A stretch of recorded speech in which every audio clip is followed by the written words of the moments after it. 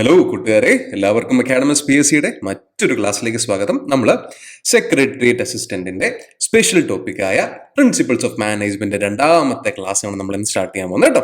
കഴിഞ്ഞ ക്ലാസ് എല്ലാവരും കണ്ടിട്ടുണ്ടായിരിക്കുമെന്ന് ഞാൻ വിശ്വസിക്കുന്നു. അതിൽ നമ്മൾ മാനേജ്മെന്റ് എന്താണെന്നും മാനേജ്മെന്റ് ആൻഡ് അഡ്മിനിസ്ട്രേഷൻ തമ്മിലുള്ള വ്യത്യാസം എന്താണെന്നും പൊതുവെ മാനേജ്മെന്റിന്റെ ഒരു ഇവല്യൂഷൻ എങ്ങനെയായിരുന്നു എന്നുള്ള കാര്യം നമ്മൾ വളരെ ഡീറ്റെയിൽഡ് ആയിട്ട് ഡിസ്കസ് ചെയ്തിരുന്നു അല്ലേ. ഓക്കെ, ഇന്ന് നമ്മൾ മാനേജീരിയൽ റോൾസ് ആൻഡ് സ്കിൽസ് എന്നുള്ള ഒരു ടോപ്പിക്കാണ് ഡിസ്കസ് ചെയ്യാൻ പോകുന്നത്. ഫൈൻ. സോ ബിഫോർ സ്റ്റാർട്ടിങ് നമുക്കറിയാം അല്ലേ, ഒരു മാനേജർ എന്ന് പറയുമ്പോൾ അദ്ദേഹത്തിന് പല റോൾ ഒരു കമ്പനിയിൽ ഒരു മാനേജറിന് പല റോളുകൾ പല റോളുകളിൽ അദ്ദേഹം പ്രവർത്തിക്കേണ്ടി വരും. ആൻഡ് ആ റോളുകൾ അദ്ദേഹത്തിന് പൂർണ്ണ വിജയത്തോടെ ആ റോളുകൾ അദ്ദേഹത്തിന് കംപ്ലീറ്റ് ചെയ്യണമെങ്കിൽ അദ്ദേഹത്തിന് കുറച്ച് സ്കിൽസും വേണം. സോ അതിനെ പറ്റിയുള്ള ഒരു ബ്രീഫ് ഡിസ്കഷനാണ് നമ്മൾ ഇന്ന് ഈ ക്ലാസ്സിൽ ചെയ്യാൻ പോകുന്നത് കേട്ടോ. ഫൈൻ. സോ ബിഫോർ സ്റ്റാർട്ടിങ് നമുക്കൊന്നുകൂടെ പറയാം, എന്താണ് മാനേജ്മെന്റ് അല്ലെ. മാനേജ്മെന്റ് എന്താണ് എന്നുള്ള കാര്യം നമ്മൾ കഴിഞ്ഞ ക്ലാസ്സിൽ പറഞ്ഞിരുന്നു. അത് തന്നെയാണ് എന്താണ് ബേസിക്കലി ഒരു ഓർഗനൈസേഷനിൽ there will B N number of personnels അല്ലെ, കുറെ അധികം ആൾക്കാർ കാണും. ഇവർക്ക് എല്ലാവർക്കും ഒരു കൃത്യമായിട്ടുള്ളൊരു ജോലിയും കാണും. ഇനി ആ ഇവർ ചെയ്യുന്ന ജോലികളെല്ലാം എന്താണോ ആ ഓർഗനൈസേഷന്റെ ഗോളായിട്ട് ഓർഗനൈസേഷൻ സെറ്റ് ചെയ്തേക്കുന്നത് അതേ കൂന്നിയിട്ടായിരിക്കണം ഇവരുടെ പ്രവർത്തനങ്ങൾ. ആ പ്രവർത്തനങ്ങളെ ഏകോപിപ്പിക്കാനുള്ള ഒരു റോളാണ് മാനേജർ നിർവഹിക്കുന്നത് അല്ലേ. അതായത് ഇപ്പോൾ ഉദാഹരണത്തിന് വളരെ സിമ്പിൾ ആയിട്ട് പറഞ്ഞു കഴിഞ്ഞാൽ ഒരു റെസ്റ്റോറൻറ്റ് എടുക്കുക. റെസ്റ്റോറൻറ്റ് ഒരു മാനേജർ ഉണ്ടെന്ന് സങ്കല്പിക്കുക. 10 ടേബിളുണ്ട്. 10 ടേബിളിൽ 10 കസ്റ്റമേഴ്സ് ആണ് വന്നിരിക്കുന്നത്. ആ 10 പേരും കൊടുക്കുന്ന ഓർഡറുകൾ തെറ്റാതെ ആ ടേബിളിലേക്ക് എത്തണം. അതിനുവേണ്ടി 3, 4, 5 പേര് വെയിറ്റേഴ്സ് ആയിട്ട് കാണും, 5-6 പേര് ഷെഫായിട്ട് കാണും അല്ലെ. Then there will be cleaning staffs. ഈ പറഞ്ഞ എല്ലാ സ്റ്റാഫ്സുകളും എന്തിനു വേണ്ടി ആയിരിക്കണം ജോലി ചെയ്യേണ്ടത്? To run the business in a profit zone അല്ലെ. സോ അവരുടെ എല്ലാ ആക്ടിവിറ്റീസിനെയും മോണിറ്റർ ചെയ്യാനും അതിനെ കൃത്യമായിട്ട് ഒരു പ്രോഫിറ്റ് മൈൻഡഡ് ആയിട്ട് അല്ലെങ്കിൽ ഇവരുടെ എല്ലാവരുടെയും എഫേർട്ടിനെ കമ്പനിക്ക് എങ്ങനെ പ്രോഫിറ്റ്ഫുൾ ആക്കാൻ പറ്റും എന്നുള്ളൊരു നോട്ടത്തിലായിരിക്കണം ആര് വർക്ക് ചെയ്യേണ്ടത്? മാനേജർ വർക്ക് ചെയ്യേണ്ടത്. So it refers to organize and to direct human activities for attaining a definite objective. Okay, fine. So resource ഉണ്ട് നമ്മുടെ കയ്യിൽ. ആൻഡ് നമുക്ക് റിസോഴ്സ് മാത്രം മതിയോ? പോരാ. നമുക്ക് റിസോഴ്സ് മാത്രം പോരാ, ഒരു എഫേർട്ട് വേണം. That has to be in harmony, that has to be in organised form.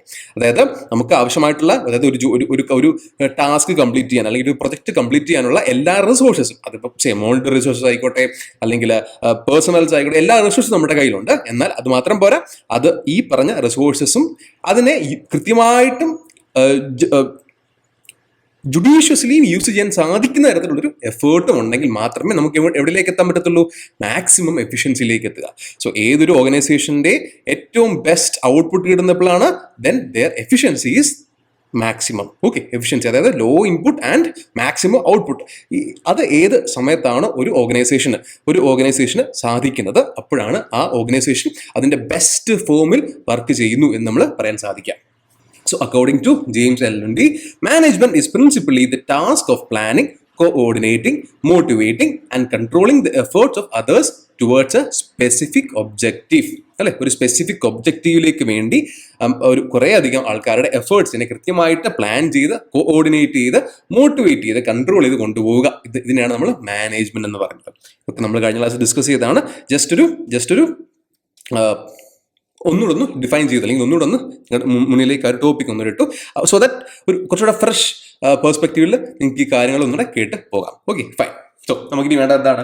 Managerial roles by means. Okay, നമുക്ക് നേരത്തെ സംസാരിച്ച പോലെ ഒരു മാനേജർ എന്ന് പറഞ്ഞു കഴിഞ്ഞാൽ ബേസിക്കലി അദ്ദേഹത്തിന് ഒത്തിരി അധികം റോൾസ് അദ്ദേഹം എന്ത് ചെയ്യണം, കാണിക്കേണ്ടി വരും. അതായത് ബേസിക്കലി ഒരു മാനേജർ ഇപ്പോൾ ഒന്ന് ഓർത്ത് നോക്കിയാൽ, നിങ്ങൾ ആരെയാണ് ഒരു നല്ല ടീച്ചറായിട്ട്, നല്ലൊരു അധ്യാപകനായിട്ട് അല്ലെങ്കിൽ അധ്യാപികയായിട്ട് നിങ്ങൾ എങ്ങനെയാണ് റേറ്റ് ചെയ്യുന്നത്?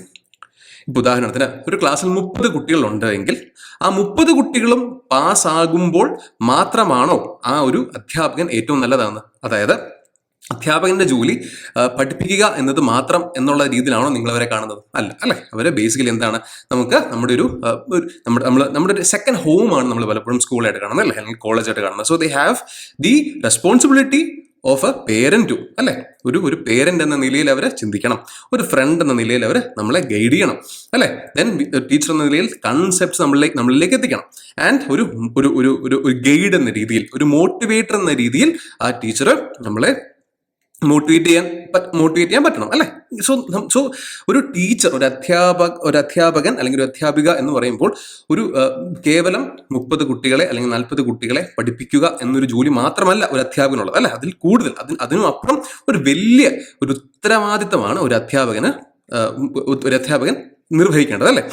അതുപോലെ തന്നെ ഒരു മാനേജറിനും കുറേ അധികം ഉത്തരവാദിത്തങ്ങളുണ്ട്. കേവലം ആൾക്കാരെ കൺട്രോൾ ചെയ്ത് എന്താ പറയുന്നത്, ഒരു സർക്കസിലെ മാസ്റ്ററിനെ പോലെ എല്ലാവരെയും കൺട്രോൾ ചെയ്യുക എന്നുള്ളത് മാത്രമല്ല ഒരു മാനേജറിന്റെ ജോലി. ഓക്കെ, ഒരു സർക്കസ് ട്രെയിനർ, അല്ലെ? ഒരു സർക്കസ് ട്രെയിനറെ സംബന്ധിച്ചിടത്തോളം അയാൾക്ക് ഔട്ട്പുട്ട് മേടിച്ചെടുക്കുക. അതിനുവേണ്ടി അദ്ദേഹം എങ്ങനെ വേണം ട്രെയിൻ ചെയ്യുക, അല്ലെ? ചിലപ്പോൾ തല്ലുമായിരിക്കും, ചിലപ്പോൾ ഫുഡ് തരില്ലായിരിക്കും, ചിലപ്പോൾ ഫുഡ് കൊടുക്കില്ലായിരിക്കും, ചിലപ്പോൾ അങ്ങനെ പല രീതിയിൽ പേടിപ്പിക്കുമായിരിക്കും. പക്ഷെ ഒരു മാനേജറിന് എപ്പോഴും ഒരേ രീതിയിൽ പെരുമാറണം എന്നുള്ളൊരു ഒരു പൊസിഷൻ എടുക്കാൻ സാധിക്കത്തില്ല. അദ്ദേഹം ചിലപ്പോൾ പല എംപ്ലോയീസിനോട് പല രീതിയിൽ പെരുമാറേണ്ടി വരും. എങ്കിൽ മാത്രമേ എംപ്ലോയീസ്, കാരണം ഓരോ എംപ്ലോയീസും ഓരോ എംപ്ലോയീസും ഓരോ ഇൻഡിവിജ്വൽസ് ആണ്, അല്ലെ? സോ നമുക്ക് അവരുടെ ആവശ്യങ്ങൾ പരിഗണിച്ച് അവരുടെ മാക്സിമം എങ്ങനെ കമ്പനിക്ക് കൊടുക്കാം എന്നുള്ളത് ഒരു നല്ലൊരു ലീഡർ ആണെങ്കിൽ മാത്രമേ ഒരു മാനേജറിന് അത് ചെയ്തെടുക്കാൻ സാധിക്കത്തുള്ളൂ. So manager has lot of roles to perform, ഇതാണ് പറയാൻ ഉദ്ദേശിക്കുന്നത്. ഇനി ഈ റോൾസ് എന്തൊക്കെയാണ് എന്നുള്ള കാര്യം വളരെ വളരെ ഇലാബറേറ്റ് ആയിട്ട് മിൻസ്ബർഗ് എന്ന് പറഞ്ഞൊരു തിയറിസ്റ്റ് കൃത്യമായിട്ട് ഡിസ്ക്രൈബ് ചെയ്തിട്ടുണ്ട് അദ്ദേഹത്തിന്റെ ഒരു വർക്കിൽ. അദ്ദേഹം എന്ത് ചെയ്തു? അദ്ദേഹം മാനേജ്മെന്റിനെ പറ്റി വളരെ വളരെ വളരെ ഡീപ്പായിട്ട് അദ്ദേഹം ഒരു പ്രബന്ധം തന്നെ ഉണ്ടാക്കി. എന്നാൽ അദ്ദേഹത്തിന്റെ ആ ഒരു റിസർച്ച് മെറ്റീരിയൽ അദ്ദേഹം 10 റോൾസ് ആർക്ക് വേണ്ടി ഒരു നല്ല മാനേജർ ഷോ ചെയ്യേണ്ട 10 റോൾസ് എന്താണെന്നുള്ള കാര്യം അദ്ദേഹം എന്ത് ചെയ്തു? ലിസ്റ്റ് ഔട്ട് ചെയ്തു. എന്നിട്ട് ഈ 10 റോൾസും അദ്ദേഹം 3 മെയിൻ പോയിന്റ്സിലാക്കി ഒതുക്കി. അതായത് ദി 3 എസെൻഷ്യൽ ആക്ടിവിറ്റീസ്, ഒരു മാനേജറിനെ സംബന്ധിച്ചിടത്തോളം ദ മോസ്റ്റ് എസെൻഷ്യൽ ആക്ടിവിറ്റീസ് എന്തൊക്കെയാണ് എന്നുള്ള കാര്യം അദ്ദേഹം പറഞ്ഞത്. ഒന്ന്, ഗ്യാതറിങ് ഇൻഫർമേഷൻ, അതായത് ആ ഒരു കമ്പനി അല്ലെങ്കിൽ ആ ഒരു ഓർഗനൈസേഷൻ ഉള്ളിൽ നടക്കുന്ന കാര്യങ്ങൾ എന്താണ്, ആ ഓർഗനൈസേഷന്റെ പ്രൊഡക്റ്റ് വെളിയിലേക്ക് പോകുമ്പോൾ മാർക്കറ്റിൽ സംഭവിക്കുന്ന എന്താണ്, സോ മാക്സിമം ഇൻഫർമേഷൻസ് ഗ്യാദർ ചെയ്യുക. Then this information has to be shared, അല്ലെ? ഈ ഇൻഫർമേഷൻ അദ്ദേഹം ആർക്കൊക്കെ ഷെയർ ചെയ്യണം? ടോപ്പ് ലെവൽ മാനേജ്മെന്റിനും ഷെയർ ചെയ്യണം. അതുപോലെ തന്നെ അദ്ദേഹത്തിന്റെ കീഴിൽ വർക്ക് ചെയ്യുന്ന എല്ലാ എംപ്ലോയീസിനും അദ്ദേഹം ഈ ഇൻഫർമേഷൻസ് ഷെയർ ചെയ്യണം. എങ്കിൽ മാത്രമേ they have a common purpose, അല്ലെ? കോമൺ പേർപ്പസ് ഉണ്ടാകുള്ളൂ. ദെൻ ഈ കിട്ടിയ ഇൻഫർമേഷനെ യൂസ് ചെയ്ത് അനലൈസ് ചെയ്ത് ഡിസിഷൻ ഉണ്ടാക്കണം. ദാറ്റ് ടു കൃത്യ ടൈമിൽ, കേട്ടോ. Decision making, strategically decision make ചെയ്യാൻ പറ്റും. അതാണ് കൃത്യ ടൈമിൽ, അതായത് എപ്പോഴാണോ ഡിസിഷൻ എടുക്കേണ്ട സമയത്ത് അവിടെ ആ ഡിസിഷൻ എടുക്കാതെ ഒരു ഡിസിഷൻ പാരാലിസിസിലേക്ക് പോകാതെ സ്ട്രാറ്റജിക് ആയിട്ട്, അതായത് ഓൺ ടൈം കൃത്യസമയത്ത് ആ ഡിസിഷൻ എടുത്താൽ മാത്രമേ ആ ഡിസിഷൻ കൊണ്ട് ഉദ്ദേശിക്കുന്നതിന്റെ ഫലം 100% കിട്ടുകയുള്ളൂ. ഫൈൻ. സോ വളരെ തിയറിറ്റിക്കലാണ്, പക്ഷേ നമുക്ക് examination point of view important ആയിട്ടുള്ളൊരു പോയിന്റ് ആണ്.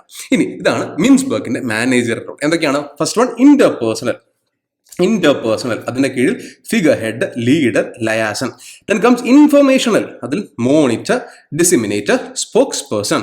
Then comes decisional, entrepreneur, disturbance handler, resource allocator and negotiator. മൊത്തം 10 റോൾസ് ആണ് ഒരു മാനേജർ പെർഫോം ചെയ്യേണ്ടത്. ഈ 10 റോളും നമ്മൾ പഠിച്ചിരിക്കണം, കേട്ടോ. 10 റോളും നിങ്ങൾ ബൈ ഹാർട്ട് ചെയ്ത് പഠിച്ചിരിക്കണം. ഒരു പക്ഷേ there can be chances like താഴെ കൊടുത്തിരിക്കുന്ന റോൾസിൽ ഏതൊക്കെ റോൾസ് ആണ് ഈ മിൻസ്ബർഗ് മാനേജർ റോൾസിനകത്ത് വരുന്നത് എന്നുള്ള ഒരു ക്വസ്റ്റ്യൻ വേണം, ഒരു പൊട്ടൻഷ്യൽ ക്വസ്റ്റ്യൻ എന്നിട്ട് നമുക്ക് അപ്രോച്ച് ചെയ്യാം. പക്ഷേ അത് പറഞ്ഞ പോലെ വളരെ സിമ്പിൾ ഒരു ക്വസ്റ്റ്യൻ ആണ്. പക്ഷെ എന്നിരുന്നാലും നമ്മൾ ഈ പറഞ്ഞ 10 റോൾസും പഠിച്ചിരിക്കണം. വളരെ വളരെ ഇമ്പോർട്ടൻ്റ് ആണ്, കേട്ടോ. നമുക്ക് ഓരോന്നിട്ട് നോക്കാം എന്താണ് managerial roles. First one, interpersonal roles. Interpersonal, അതായത് ആൾക്കാർ തമ്മിൽ അല്ലെങ്കിൽ എംപ്ലോയി മാനേജ്മെന്റ് റിലേഷൻഷിപ്സുകൾ എങ്ങനെയാണ് വലിയ പ്രശ്നമില്ലാണ്ട് കൊണ്ടുപോകേണ്ടത്, എവിടെയാണ് അദ്ദേഹത്തിന്റെ ഇൻപുട്ട് വേണ്ടത് എന്നുള്ളതിന്റെ ഒരു വളരെ ഇലാബറേറ്റ് ആയിട്ടുള്ള സ്റ്റഡിയാണ്. അതിന്റെ വളരെ വളരെ പോയിന്റ് ബൈ പോയിന്റ് മാത്രം നമ്മൾ നോക്കുന്നുള്ളൂ, കേട്ടോ. വളരെ ഡീറ്റെയിൽ ആയിട്ട് നമ്മൾ ഇറങ്ങി ചെല്ലുമൊന്നും വേണ്ട. ഫസ്റ്റ് വൺ, ഇനി ഈ പറഞ്ഞ 3 roles, interpersonal role, informational and decisional. ഇവിടെ ഏറ്റവും കൂടുതൽ ഏത് റോളാണ്, അല്ലെങ്കിൽ ഇപ്പോൾ ഒരാൾ ഇന്റർപേഴ്സണൽ റോളിൽ ഭയങ്കര മിടുക്കനും ഡിസിഷണൽ മേക്കിങ്ങിൽ അദ്ദേഹം വളരെ മോശവുമാണ് എങ്കിൽ ഒരിക്കലും അദ്ദേഹം നല്ലൊരു മാനേജർ ആകത്തില്ല. സിമിലർലി ഇൻഫർമേഷൻ കളക്ട് ചെയ്യാൻ അദ്ദേഹത്തിന് അറിയത്തില്ല എങ്കിൽ, അല്ലെങ്കിൽ ഇൻഫർമേഷൻസ് കൃത്യമായിട്ട്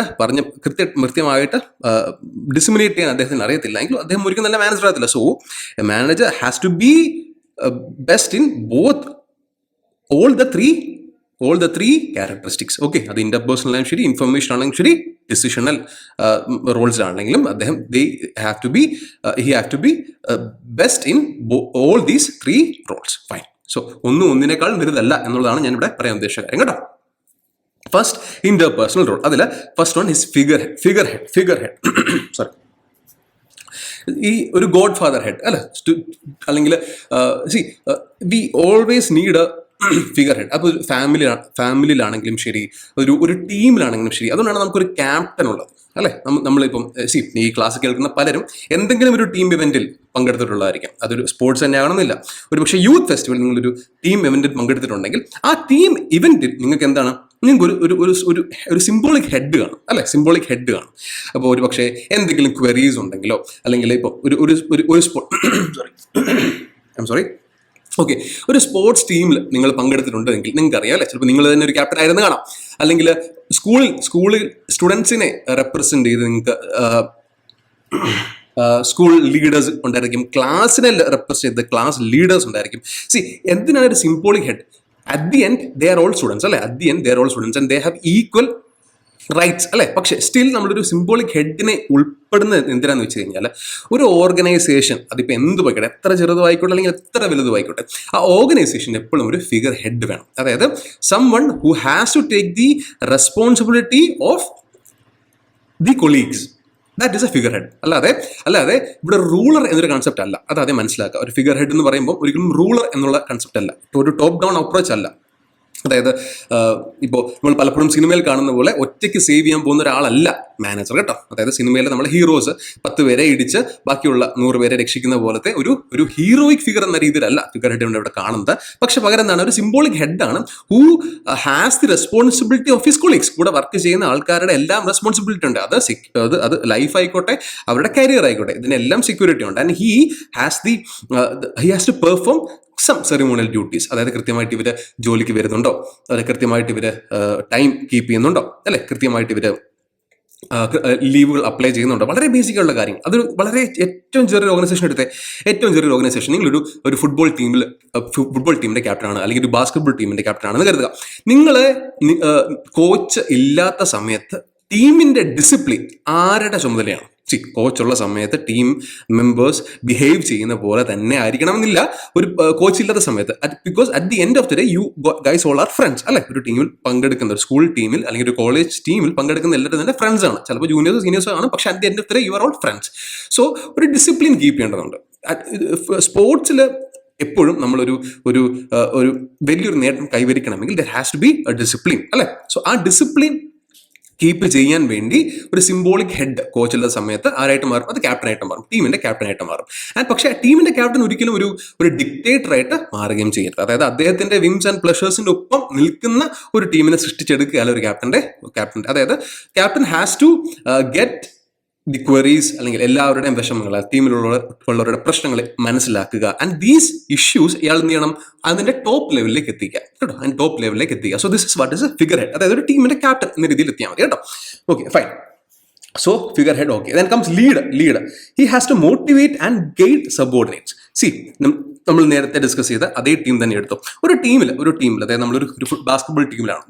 അവിടെ ബാസ്കറ്റ്ബോൾ ടീംസിൽ നിങ്ങൾ ഒരുപക്ഷെ ചിലപ്പോൾ ടീം മെമ്പേഴ്സിനിടയിൽ ചിലപ്പോൾ ചെറിയ എന്തെങ്കിലും പ്രശ്നം വരാം. അതല്ല എങ്കിൽ ട്രെയിനിങ് ടൈമിൽ എന്തെങ്കിലും പ്രശ്നം വരാം, അല്ലെങ്കിൽ ബോഡിക്ക് വളരെയധികം ടയറിംഗ് ആണ് എന്നൊരു പ്രശ്നം വരാം. So there are n number of issues that a team can face. And ഈ ഇഷ്യൂസിനൊക്കെ തരണം ചെയ്ത് വേണം യു ഹാവ് ടു അച്ചീവ് ഒരു ട്രോഫി അല്ലേ. സോ ആ ഒരു പ്രോസസ്സിൽ ചില ആൾക്കാർ ഡീമോട്ടിവേറ്റഡ് ആകും. ചിലപ്പോൾ നിങ്ങൾ ആദ്യത്തെ ടൂർണമെന്റിൽ നിങ്ങൾ തോറ്റുപോകാം, ചിലപ്പോൾ ആദ്യത്തെ ടൂർണമെന്റ് നിങ്ങൾ പ്രതീക്ഷിക്കുന്ന പോലെ. എവ്രി പ്ലെയർ, ഒരു ടീം എങ്ങനെ ബിഹേവ് ചെയ്യണം അല്ലെങ്കിൽ ഒരു ടീം എങ്ങനെ കളിക്കണം എന്നതുപോലെ തന്നെ ഇൻഡിവിജ്വലി അയാളുടെ പെർഫോമൻസിൽ ഓരോ ടീം മെമ്പറിനും എന്തുണ്ടായിരിക്കും? ഒരു ഇമാജിനേഷൻ ആയിരിക്കും. ഞാൻ ഇങ്ങനെ കളിക്കും, ഞാൻ ഇത്ര പോയിന്റ്സ് നേടും, അതുവഴിയാണ് ടീമിനെ ജയിപ്പിക്കാൻ പറ്റും. പക്ഷെ at the end of the it's A team game അല്ലെ. അവിടെ ടീമാണ് ജയിക്കേണ്ടത്. പക്ഷെ നിങ്ങൾ പ്രതീക്ഷിച്ച പോലെ നിങ്ങളുടെ ഒരു പേഴ്സണൽ ക്വാളിറ്റി വെളിയിൽ കാണിക്കാൻ സാധിക്കണമെന്നില്ല. സോ ഒബ്വിയസ്ലി നിങ്ങൾ അപ്പോൾ എന്ത് പറ്റും? വളരെ ഡെസ്പായി പോകും, ചിലപ്പോൾ ഡിപ്രസ്ഡ് ആയി പോകും. പക്ഷേ ചിലപ്പോൾ നിങ്ങൾക്ക് കളിക്കാൻ തന്നെ ഒരു അവസരം കിട്ടി എന്ന് വരില്ല, ചിലപ്പോൾ നിങ്ങൾ ബെഞ്ചിലായിരിക്കും. സോ ഈ സമയത്തൊക്കെ ടീമിനെ ഇൻടാക്റ്റ് ആക്കി നിർത്താൻ ആർക്കേ സാധിക്കത്തുള്ളൂ? ടീമിനെ ഇൻടാക്റ്റ് ആക്കി നിർത്താൻ ഒരു ലീഡറിന് മാത്രമേ സാധിക്കത്തുള്ളൂ. അവിടെയാണ് ഒരു നല്ല ലീഡർ ഉണ്ടാകുന്നത്. And when the time comes that leader has to give him a chance where he can outperform, അല്ലെങ്കിൽ where he can perform at his best, അല്ലെ, അറ്റ് ഹിസ് ബെസ്റ്റ്. ഉദാഹരണത്തിന് ഇപ്പോൾ നമ്മൾ 2007 വേൾഡ് കപ്പ് എടുക്കുക. 2007 T20 world cup. അവിടെ last over എറിയാൻ വന്നത് ജോഗീന്ദർ ശർമ്മ എന്നൊരു പ്ലെയർ ആണ്, അല്ലെ. ജോഗീന്ദർ ശർമ്മ എന്ന പ്ലെയർ ആണ്. എപ്പോൾ ഹർഭജൻ വാസ് ദെയർ, ഹർഭജൻ ഉണ്ടായിരുന്നു ആൻഡ് ജോഗീന്ദർ ശർമ്മ വന്നു. സി ഇവിടെ captain could have gone to Harbhajan, അല്ലെ. Captain could have gone to, അല്ലെങ്കിൽ leader could have gone to Harbhajan, because he's വളരെ സീസൺഡ് ആയിട്ടൊരു പ്ലെയർ ആണ്, വളരെ എക്സ്പീരിയൻസ്ഡ് ആയിട്ടുള്ള പ്ലെയർ ആണ്. ഒരുപക്ഷെ ആ ടീമിൽ തന്നെ ഏറ്റവും എക്സ്പീരിയൻസ് ആയിട്ടുള്ള പ്ലെയറുകളിൽ ഒരാളാണ്. എന്നാൽ he went to Joginder Sharma. ഒന്ന് ചിന്തിച്ചു നോക്കിക്കേ, എന്തോരം മോട്ടിവേഷൻ ആയിരിക്കും ആ ഒരു പ്ലെയറിന് കിട്ടുക, എന്തോരം. കാരണം the captain is believing in you at crucial times. Joginder Sharma എല്ലാ കളിയും കളിച്ച ഒരാളല്ല, അല്ലെ. ആ ഒരു ടൂർണമെന്റിലെ എല്ലാ കളിയും കളിച്ച ഒരാളല്ല ജോഗീന്ദർ ശർമ്മ. അതുപോലെ തന്നെ ഹർഭജൻ ആണെങ്കിൽ ആ ടൂർണമെന്റിലെ എല്ലാ കളിയും കളിച്ച ഒരാളുമാണ്. So at crucial times when a leader believes in you, it will motivate you. കണ്ടോ, അത്രയും നാളും അവസരം കിട്ടാതിരുന്ന ഒരു പ്ലെയറിന് ഒരു ക്രൂഷ്യൽ സമയത്ത് ഒരു അവസരം കൊടുത്തേക്കാണ്. So it's make it or break it. പക്ഷെ അവിടെ ആ റെസ്പോൺസിബിലിറ്റി ആരുടെ തലയിലാണ്? ലീഡറുടെ തലയാണ്. സോ ആ റെസ്പോൺസിബിലിറ്റി ആ ലീഡർ എടുത്തത് കൊണ്ട് മാത്രം, ഒരു പെർഫോം ചെയ്യാൻ ഒരു അവസരം കിട്ടിയത് കൊണ്ട് മാത്രമാണ് നമ്മൾ ഇന്നും ഈ പേര് ഓർക്കുന്നത്. And after that world cup we never saw him, അല്ലെ. After that world cup we never saw him. പക്ഷേ that belief that the captain put on the player, അല്ലെ, അവിടെയാണ് ജോഗീന്ദർ ശർമ്മ പെർഫോം ചെയ്തത്. അദ്ദേഹം വലിയൊരു ബോളറോ ഭയങ്കര പേസ് ഉള്ള ഒരാളോ ആയിരുന്നില്ല, പക്ഷെ still he was able to execute what the leader wanted from him. Fine, that's it. So that is motivates and guide subordinates. Leader position comes liaison. Build external and internal network for information exchange. നേരത്തെ പറഞ്ഞ പോലെ ഒരു മാനേജറിനെ സംബന്ധിച്ചിടത്തോളം സ്വന്തം ടീമിൽ എന്താണ് സംഭവിക്കുന്നത് എന്നറിയണം, അല്ലെ. സ്വന്തം ടീമിൽ എന്താണ് സംഭവിക്കുന്നത് എന്നറിയണം. അതുപോലെ തന്നെ മാനേജ്മെന്റിൽ എന്താണ്, ടോപ്പ് മാനേജ്മെന്റിൽ എന്താണ് സംഭവിക്കുന്നത് എന്നറിയണം. അതുപോലെ മാർക്കറ്റിൽ എന്താണ് സംഭവിക്കുന്നത് എന്നറിയണം. അതായത് ഒരു ഉദാഹരണത്തിന് ഒരു കമ്പനി വർക്ക് ചെയ്യുന്ന സോഫ്റ്റ്വെയർ അല്ലെങ്കിൽ വർക്ക് ചെയ്യുന്ന ഒരു ഇന്റർഫേസ് ആക്ച്വലി ഔട്ട്ഡേറ്റഡ് ആണ് എന്ന് കരുതുക. അവരുടെ rival company is actually working on A better software. So they have adopted to the newer challenges. പക്ഷേ സ്വന്തം കമ്പനി ആ ഒരു ചലഞ്ചിലേക്ക് അഡോപ്റ്റ് ചെയ്തിട്ടില്ല എന്ന് മനസ്സിലാക്കുന്ന മാനേജർ എന്ത് ചെയ്യണം? ആ കിട്ടിയ ഇൻഫർമേഷൻ ടോപ്പ് മാനേജ്മെന്റിലേക്ക് പോകണം. എന്നിട്ട് പറയണം, നമ്മൾ ഈ പറഞ്ഞ രീതിയിൽ, പഴയ രീതിയിൽ പോയിട്ട് കാര്യമില്ല. We have to change according to the newer, അല്ലെങ്കിൽ according to the newer challenges, അല്ലെ. ആ രീതിയിൽ മാറണം എന്ന് ടോപ്പ് മാനേജ്മെന്റിനെ പറഞ്ഞ് മനസ്സിലാക്കാൻ പറ്റണം. അത് മാത്രം മതിയോ? വൺസ് ആ ചേഞ്ച് ഏറ്റെടുക്കുമ്പോൾ സബോർഡിനേറ്റ്സ്, അദ്ദേഹത്തിന് കീഴിൽ ജോലി ചെയ്യുന്ന എല്ലാവരും പഴയ സിസ്റ്റത്തിൽ ജോലി ചെയ്ത ആൾക്കാരായിരിക്കും. They are well versed and അവർ ആ ഒരു സിസ്റ്റത്തിൽ എക്സ്പേർട്ട് ആയിരിക്കും. എന്നാൽ പുതിയൊരു സിസ്റ്റത്തിൽ ഒരിക്കലും അവർ എക്സ്പേർട്ട് ആയിരിക്കണം എന്ന് നിർബന്ധമില്ല. ആ ഒരു സമയത്ത് he has to get the confidence. എവിടുന്ന്? ഈ പറഞ്ഞ സബോർഡിനേറ്റ്സിന്റെ കോൺഫിഡൻസ് ആർജിക്കാൻ സാധിക്കണം, കൃത്യമായിട്ട് ഇൻഫർമേഷൻസ് പാസ് ചെയ്യാൻ സാധിക്കണം. And give them a good ample time to make sure that they are fit for the new challenge, അല്ലെ. So these three are the interpersonal roles that a manager has to play. മനസ്സിലായി എന്ന് ഞാൻ വിശ്വസിക്കുന്നു കേട്ടോ. വളരെ simple ആയിട്ട് examples വെച്ച് പോകുമ്പോൾ നമുക്ക് മനസ്സിലാവും. Okay, fine. That comes informational rules, അതായത് ഷെയറിംഗ് ആൻഡ് പ്രോസസിങ് ഇൻഫർമേഷൻ. ഞാൻ പറഞ്ഞ പോലെ മാനേജറിനെ സംബന്ധിച്ചിടത്തോളം ഒരു ദിവസം ലോഡ്സ് ഓഫ് ഇൻഫർമേഷൻസ് ആയിരിക്കും വരുന്നത്. അത് എവിടെ നിന്ന് വരാം? ഒരു മാനേജർ എന്താണ്? ഒരു മാനേജർ കൃത്യം നടുക്കാണ് നിൽക്കുന്നത്, അല്ലെ. താഴെ എംപ്ലോയീസ് കാണും, വേരിയസ് ഡിപ്പാർട്ട്മെന്റ്സും കാണും, അല്ലെ. എംപ്ലോയീസ് കാണും ഓഫ് വേരിയസ് ഡിപ്പാർട്ട്മെന്റ്, ആൻഡ് അതിന്റെ മുകളിൽ ടോപ്പ് മാനേജ്മെന്റും കാണും.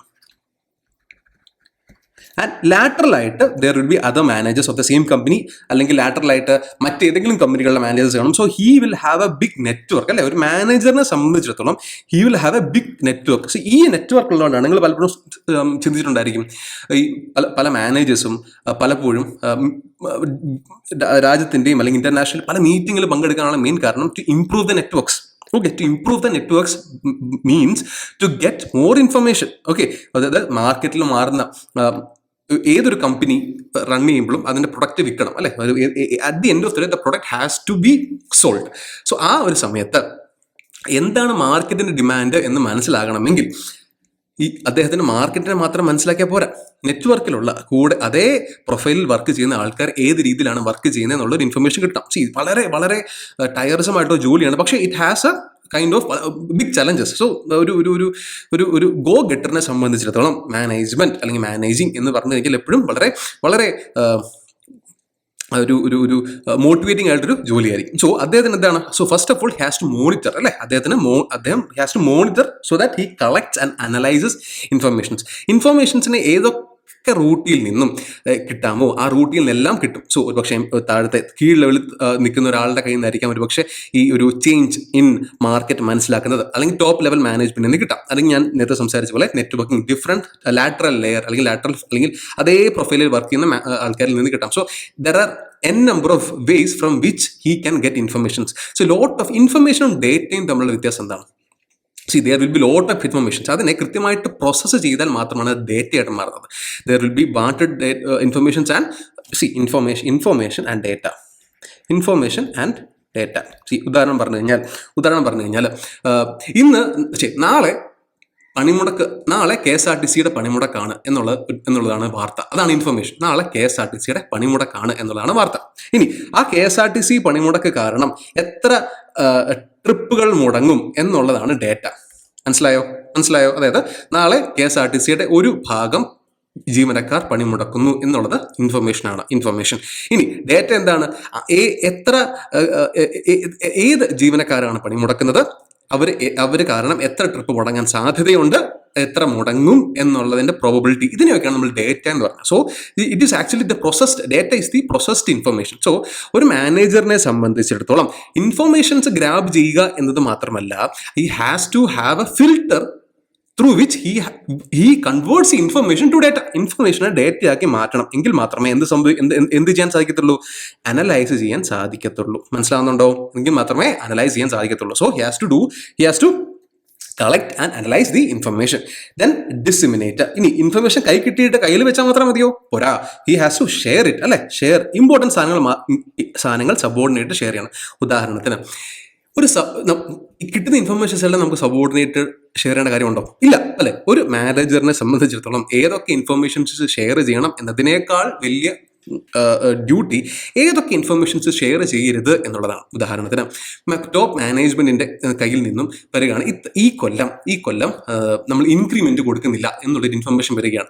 അതപ്പം തന്നെ മാനേജർ സബോർഡിനേറ്റ്സിന് അടുത്ത് പാസ് ചെയ്യുകയാണെങ്കിൽ എന്ത് പറ്റും? The quality of production stops. So this will hamper the efficiency. So he എന്ത് ചെയ്യണം? ആ ഇൻഫർമേഷനെ മാക്സിമം കയ്യിൽ വെക്കുക, അതിനെ മാക്സിമം പോളിഷ് ചെയ്യുക. ആ ഇൻഫർമേഷൻ കയ്യിൽ കിട്ടിയതിന് ശേഷം ഏതൊക്കെ രീതിയിൽ ഈ പറഞ്ഞ എംപ്ലോയീസിനെ സബോർഡിനേറ്റ്സിനെ ഹാപ്പി ആക്കാൻ സാധിക്കുമെന്ന് മാനേജർ ചിന്തിക്കുക. ചിലപ്പോൾ അത് ഒരു ഒരു ഗിഫ്റ്റ് വഴിയാകാം അല്ലെ, ചിലപ്പോൾ ഇൻക്രീസിങ് ദി മെഡിക്കൽ ഇൻഷുറൻസ് ആകാം അല്ലെ, അങ്ങനെ എന്തെങ്കിലും രീതിയിൽ അവരെ ഹാപ്പി ആക്കാൻ സാധിക്കുമോ എന്നുള്ളൊരു ഒരു ചാൻസ് അവിടെ എടുത്തതിന് ശേഷം മാത്രമേ ആ ഇൻഫർമേഷൻസ് പാസ് ചെയ്യാമൂ. കേട്ടോ, മനസ്സിലാവുന്നുണ്ടല്ലോ? ഓക്കെ. സോ ഈ കിട്ടുന്ന ഇൻഫർമേഷൻസ് കൃത്യമായിട്ട് പ്രോസസ്സ് ചെയ്തിട്ട് അത് സബോർഡിനേറ്റ്സിന്റെ അടുത്ത് ട്രാൻസ്ഫർ ചെയ്യണം. കാരണം ഒരുപക്ഷെ എല്ലാ സബോർഡിനേറ്റ്സ് അല്ലെങ്കിൽ എല്ലാ എംപ്ലോയീസിനും they won't have the expertise to analyse and understand what is say. So basically എന്താ സംഭവിക്കുന്നത് അവിടെ?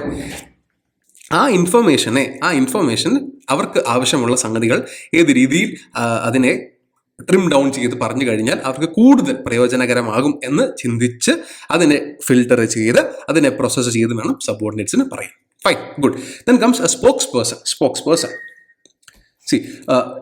ഈ represents the organisation to outsiders. ഞാൻ നേരത്തെ പറഞ്ഞ പോലെ managers when they go for a meet, ഒരു ഇൻവെസ്റ്റേഴ്സ് മീറ്റിനോ അല്ലെങ്കിൽ ഒരു മാനേജീരിയൽ മീറ്റിനോ പോകുമ്പോൾ അദ്ദേഹമാണ് the representative of the company അല്ലെ, representative of the organisation to the world. So he has to have the എന്താ പറയുന്നത്, ഒട്ടും കോൺട്രവേഴ്സ്യൽ ആയിട്ടുള്ള സംഗതികളിലേക്കൊന്നും പോകരുത്.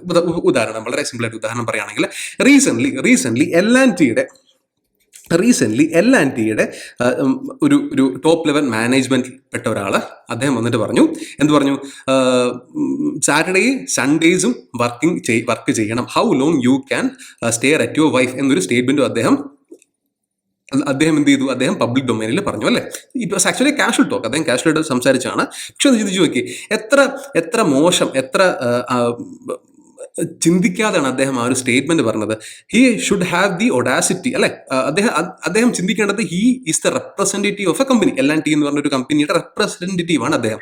സോ അദ്ദേഹത്തിന്റെ വാക്കുകൾ, അദ്ദേഹത്തിന്റെ വ്യൂസ് വിൽ ബി അദ്ദേഹത്തിന്റെ views will be compared as, അല്ലെങ്കിൽ അദ്ദേഹത്തിന്റെ views will be seen as the view of the company അല്ലെ. അതല്ലേ. സോ അത്രയും വലിയ ടോപ്പ് മാനേജ്മെന്റ് നിൽക്കുന്ന ഒരാൾ പറയുന്ന എന്തും അത് കമ്പനിയുടെ വ്യൂ ആണ് എന്നുള്ള രീതിയിലായിരിക്കും അതിനെ പ്രതിപാദിക്കാൻ പോകുന്നത്, അല്ലെങ്കിൽ സമൂഹത്തിൽ അത് അതിന്റെ പെർസെപ്ഷൻ സൃഷ്ടിക്കാൻ പോകുന്നത് അങ്ങനെയായിരിക്കും. സോ ആ സമയത്ത് അദ്ദേഹം വന്നിട്ട് പറയുകയാണ്, സാറ്റർഡേ മാത്രമല്ല സൺഡേയും കൂടി ആൾക്കാരെ വർക്ക് ചെയ്യിപ്പിക്കണം എന്ന് എനിക്ക് ആഗ്രഹമുണ്ട്. How long you can stair at your wife എന്ന രീതിയിൽ ഒരാൾ പറയുന്നു. അദ്ദേഹം പിന്നെ അതിനുശേഷം നമുക്ക് ഇൻഫോസിസിന്റെ ചെയർമാൻ വന്ന് പറയുന്നു 90 hours വർക്ക് വീക്കിനെ പറ്റി അദ്ദേഹം വാചാലനാകുന്നു. സോ ഇതൊക്കെ ഒന്ന് ബ്രാൻഡിന്റെ ഇമേജ് തകർക്കും അല്ലെ. ബ്രാൻഡിന്റെ ഒരു ബ്രാൻഡ് കുറേ കൊല്ലം കൊണ്ടാണ് ഒരു ട്രസ്റ്റ് ഉണ്ടാക്കിയെടുക്കുന്നത് അല്ലെ, ഒരു പേരുണ്ടാക്കിയെടുക്കുന്നത്. സോ ഇതുപോലൊരു statement will actually hamper the goodwill that they created. First thing. Then secondly, ആ കമ്പനിയിൽ വർക്ക് ചെയ്യുന്ന ആൾക്കാരുടെ മൊറാൽ എന്ത് പറ്റും? ആ കമ്പനിയിൽ വർക്ക് ചെയ്യുന്ന ആൾക്കാരുടെ മൊറാൽ ഭയങ്കരമായിട്ട് ഡൗൺ ആയി പോകും അല്ലേ. നമ്മൾ നേരത്തെ സംസാരിച്ച പോലെ manager has to be a leader who motivates subordinates അല്ലേ. സോ ആ മോട്ടിവേഷന് പകരം ഇവിടെ മോട്ടിവേഷൻ ഇല്ല, ഡീമോട്ടിവേറ്റ് ചെയ്യുന്ന, മൊറാൽ കുറയ്ക്കുന്ന ഒരു തരത്തിലേക്ക് പെരുമാറിക്കഴിഞ്ഞാൽ, ഒരു മാനേജർ പെരുമാറിക്കഴിഞ്ഞാൽ എങ്ങനെയാണ് ഒരു മാനേജറിന് തൻ്റെ സബോർഡിനേറ്റ്സിൽ നിന്നും ബെസ്റ്റ് അവരുടെ കമ്പനിക്ക് വേണ്ടി കൊടുക്കുന്നുണ്ട് എന്ന് ഉറപ്പുവരുത്താൻ സാധിക്കുക അല്ലേ. സോ സ്പോക്സ് പേഴ്സൺ എന്ന് പറയുമ്പോൾ he or she has the responsibility of representing the firm അല്ലേ. സോ അവിടെ ആ ഫേമിൻ്റെ എല്ലാ ഇമേജും ഇദ്ദേഹത്തിൻ്റെ ഇമേജിൽ ഡിപ്പെൻഡൻ്റ് ആണ്. So he has to represent this. So basically അദ്ദേഹം ഒരു മാനേജർ മാത്രമല്ല, when he is representing his company in a formal event, he has to be the spokesperson. He has to be a spokesperson of the organization. Fine, good. മനസ്സിലായല്ലോ, clear ആയല്ലോ, information Rolls മനസ്സിലായല്ലോ. Good. Then നമുക്കിനി decision Rolls, അതായത് decision making, strategical decision making ആയിരിക്കണം. എപ്പോഴാണ് നമ്മൾ decision എടുക്കുന്നത്? Decisions എപ്പോഴും നമ്മളിപ്പോൾ ഫേസ് ചെയ്യാൻ പോകുന്ന ചാലഞ്ചിനെ നമുക്ക് ഏത് രീതിയിൽ തരണം ചെയ്യാൻ സാധിക്കും എന്നതിൻ്റെ ഒരു കൂട്ടി കഴിച്ച് അതിൻ്റെ പോസിറ്റീവ്സ് എന്താണ്, അതിൻ്റെ നെഗറ്റീവ്സ് എന്താണെന്ന് മനസ്സിലാക്കിയതിന് ശേഷമാണ് നമ്മൾ പലപ്പോഴും ഡിസിഷൻസ് ഉണ്ടാക്കുന്നത്. പക്ഷേ ഈ decisions has to be on time. Decisions ടൈമിൽ എടുക്കാൻ സാധിച്ചില്ല എങ്കിൽ എന്താ പ്രശ്നം എന്ന് വെച്ച് കഴിഞ്ഞാൽ നമ്മൾ പിന്നീട് എടുക്കുന്ന ഡിസിഷൻ അതിന് യാതൊരു അർത്ഥവും ഉണ്ടാകാൻ പോകുന്നില്ല. ഉദാഹരണത്തിന് വളരെ സിമ്പിളായിട്ട് പറഞ്ഞു കഴിഞ്ഞാൽ, ഈ മഴക്കാലം വരുന്ന സമയത്ത് വെള്ളം കയറാൻ സാധ്യതയുള്ള സ്ഥലങ്ങളിലെ ആൾക്കാർ എന്ത് ചെയ്യും?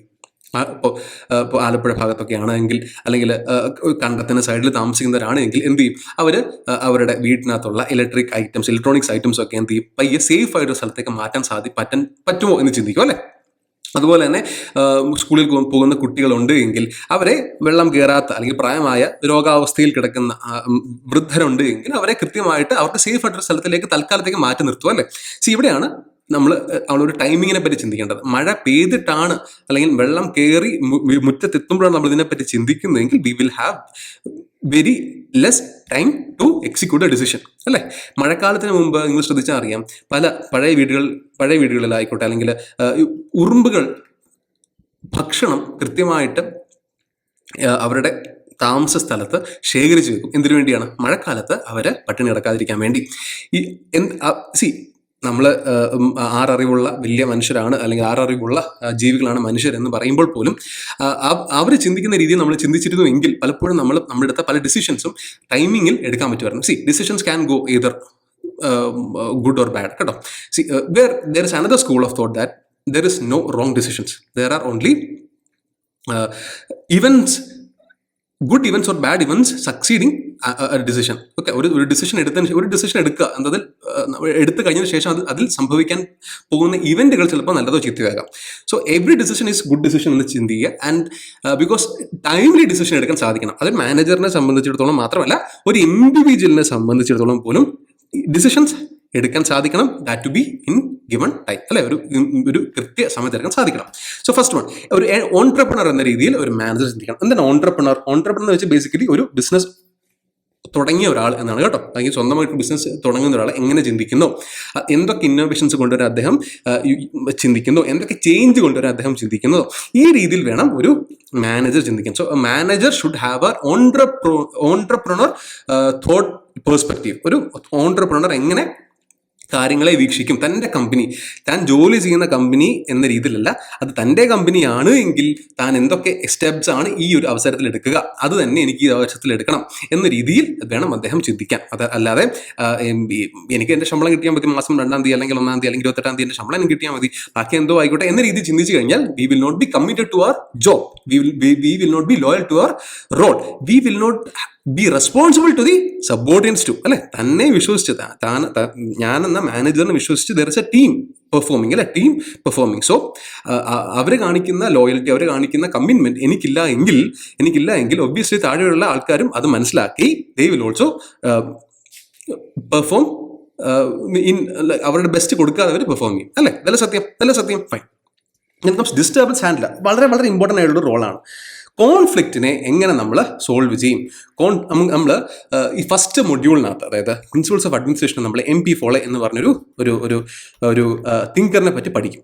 ഈ തിങ്കറായിരുന്നു, ഈ സയൻറ്റിഫിക് മാനേജ്മെന്റിന് ശേഷമുള്ള ഒരു തിങ്കറായിരുന്നു. സയൻറ്റിഫിക് മാനേജ്മെന്റിനും ബിഹേവിയറൽ തിങ്കേഴ്സിനും ഇടയിൽ MP ഫോളെ വന്നിട്ട് ആ സ്ത്രീ ആയിരുന്നു, അല്ലെങ്കിൽ അദ്ദേഹമായിരുന്നു ആദ്യമായിട്ട് കോൺഫ്ലിക്ട്സ് എങ്ങനെ സോൾവ് ചെയ്യാം എന്ന് പറയുന്നത്. ഒരു മാനേജറിനെ സംബന്ധിച്ചിടത്തോളം ഉറപ്പായിട്ടും ഒരു ടീമിൽ കോൺഫ്ലിക്ട്സ് വരും. So you have to anticipate the conflicts. അതായത് കോൺഫ്ലിക്ട്സ് ഇല്ലാണ്ടാക്കാൻ വേണ്ടി ആയിരിക്കരുത് ഒരാളെ ശ്രമിക്കുക. പകരം കോൺഫ്ലിക്ട്സ് വരികയാണ് എങ്കിൽ അതെങ്ങനെ ഹാൻഡിൽ ചെയ്യണം എന്നുള്ളതിലായിരിക്കണം നല്ലൊരു മാനേജറിനെ സംബന്ധിച്ചിടത്തോളം എക്സ്പെർട്ടീസ് വേണ്ടത്. കോൺഫ്ലിക്ട്സ് നമുക്ക് പല രീതിയിൽ ഹാൻഡിൽ ചെയ്യാം. കോംപ്രമൈസ്, അല്ലെ, 2 പാർട്ടീസ് ഉണ്ടെങ്കിൽ 2 പാർട്ടീസിനെ ഒരു ബെഞ്ചിലിരുത്തി കോംപ്രമൈസ് ചെയ്യാം. അതല്ല എങ്കിൽ ആ കോൺഫ്ലിക്റ്റിനെ അടിച്ചമർത്താം, തൻ്റെ പവർ യൂസ് ചെയ്ത് അടിച്ചമർത്താം.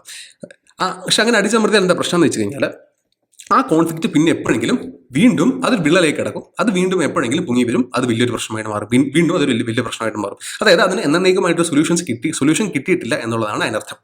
മൂന്നാമത്തെ രീതി എന്താണ്? മൂന്നാമത്തെ രീതിയിൽ 2 പേരെയും വിളിച്ചിരുത്തി ഫുൾ കാര്യം ഡിസ്കസ് ചെയ്തിട്ട് മൊത്തത്തിൽ ഒരുമിച്ച് ഒരു തീരുമാനം എടുക്കുക. ഓക്കെ, സോ ദാറ്റ് അവിടെ ആർക്കും ഒരു തോൽവി, അല്ലെങ്കിൽ ഒരാൾ ജയിച്ചു ഒരാൾ തോറ്റു എന്നൊരു തോട്ട് ആർക്കും വരില്ല. സോ വളരെ ഡീറ്റെയിൽ ആയിട്ട് നമുക്ക് MP ഫോളയുടെ തിയറി പഠിക്കുന്ന സമയത്ത് ഡിസ്കസ് ചെയ്യാം. സോ തൽക്കാലം എത്ര അറിഞ്ഞാൽ മതി, manager has to conflict and crisis, അല്ലേ, അത് കൃത്യമായിട്ട് അദ്ദേഹത്തിന് എന്ത് ചെയ്യണം, ഹാൻഡിൽ ചെയ്യാൻ സാധിക്കണം. അത് സാധിച്ചില്ല എങ്കിൽ he can't run the phone. മനസ്സിലാകുന്നുണ്ടോ? ഇപ്പോൾ ഉദാഹരണത്തിന് നമുക്ക് നമ്മുടെ പല പൊളിറ്റിക്കൽ പാർട്ടീസ് എടുത്താൽ മതി. ഇപ്പോൾ AIDMK എന്ന് പറഞ്ഞൊരു തമിഴ്നാട്ടിലെ പൊളിറ്റിക്കൽ പാർട്ടി നമുക്കറിയാം. ജയലളിത ഉണ്ടായിരുന്ന കാലത്തോളം ആ പൊളിറ്റിക്കൽ പാർട്ടിയിൽ യാതൊരു പ്രശ്നമില്ലായിരുന്നു. എന്നാൽ പിന്നീട് നമുക്കറിയാം OPS, EPS എന്ന് പറഞ്ഞ 2 സെക്ട്സ് വരുന്നു. അവർ തമ്മിൽ അടി ഉണ്ടാകുന്നു. ഇതിനിടയ്ക്ക് എങ്ങും ഇല്ലാതെ ശശികല എന്ന് പറഞ്ഞൊരു ഒരാൾ വരുന്നു. ആൻഡ് വീണ്ടും ഇഷ്യൂസ് ഉണ്ടാകുന്നു. സോ അവിടെ എന്താ പറ്റിയത്? അവിടെ നല്ലൊരു മാനേജർ ഇല്ലായിരുന്നു, അല്ലേ?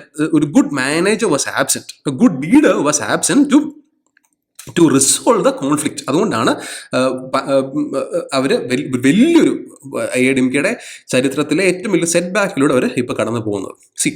ഒരു ഓർഗനൈസേഷൻ എന്ന് പറയുമ്പോൾ നിങ്ങൾ ഒരു ബിസിനസ് മാത്രമായിട്ട് നിങ്ങൾ ചുരുക്കി കാണേണ്ട. Organisations can be anything. Organisation can be political organisation, ഒരു NGO ആകാം, അല്ലെങ്കിൽ ഒരു ബിസിനസ് ഓർഗനൈസേഷൻ ആകാം, അല്ലെങ്കിൽ നമ്മുടെ സ്കൂളിലെ ക്ലാസ് റൂം ഒരു ഓർഗനൈസേഷനാണ്. ആ രീതിയും നിങ്ങൾ എടുക്കാം. So try to relate theories with the examples നിങ്ങൾക്ക് അറിയാവുന്ന എക്സാമ്പിൾസ് ആയിട്ട് റിലേറ്റ് ചെയ്യുക. ഫൈൻ.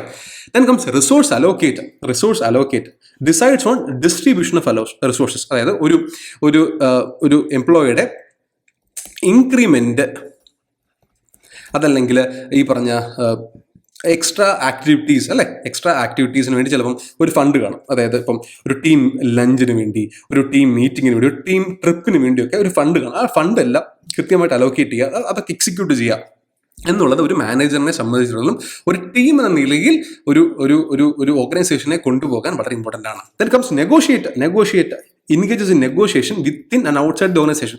നേരത്തെ പറഞ്ഞുള്ള there will be conflicts അല്ലേ, ടോപ്പ് ലെവൽ മാനേജ്മെന്റിന്റെ ഏതെങ്കിലും ഒരു പോളിസിയിൽ തൃപ്തരല്ലാത്ത എംപ്ലോയീസ് വിൽ പ്രൊട്ടസ്റ്റ്. ആ പ്രൊട്ടസ്റ്റിനെ തണുപ്പിക്കാൻ വേണ്ടി എന്ത് ചെയ്യണം, ഒരു മാനേജർ ഒരു നെഗോഷിയേറ്റർ എന്ന രീതിയിൽ വർക്ക് ചെയ്യണം. He has to get the list of requirements from the employee sides to the top management, and top മാനേജ്മെന്റിന്റെ സൈഡിൽ നിന്നുള്ള ഡിമാൻഡ്സ് എംപ്ലോയീസിന് എടുക്കണം. സോ ഇവിടെ അദ്ദേഹം എന്ത് ചെയ്യണം, ഒരു നെഗോഷിയേറ്ററിനെ പോലെ വർക്ക് ചെയ്ത് ആ കോൺഫ്ലിക്റ്റിനെ റിസോൾവ് ചെയ്യാൻ സാധിക്കണം. അതുപോലെ തന്നെ കമ്പനീസുകൾ തമ്മിൽ ഇഷ്യൂ വരാം അല്ലേ, അല്ലെങ്കിൽ ഇപ്പം ഒരു ഏരിയ സർവീസ് പ്രൊവൈഡർ എടുക്കുക. ആ സർവീസ് പ്രൊവൈഡ് ചെയ്യുന്ന 2 കമ്പനീസ് ഉണ്ടെന്ന് വെച്ചു. അതിൽ 2 കമ്പനി ഒരു കമ്പനി ഇപ്പോൾ ഉദാഹരണത്തിന് ഒരേ സർവീസ് പ്രൊവൈഡ് ചെയ്യുന്ന 2 കമ്പനി, ആ 2 കമ്പനിയുടെ റേറ്റ് ഒരു പോയിന്റ് വരെ ഒരേ റേറ്റ് ആയിരുന്നു എന്ന് കരുതുക.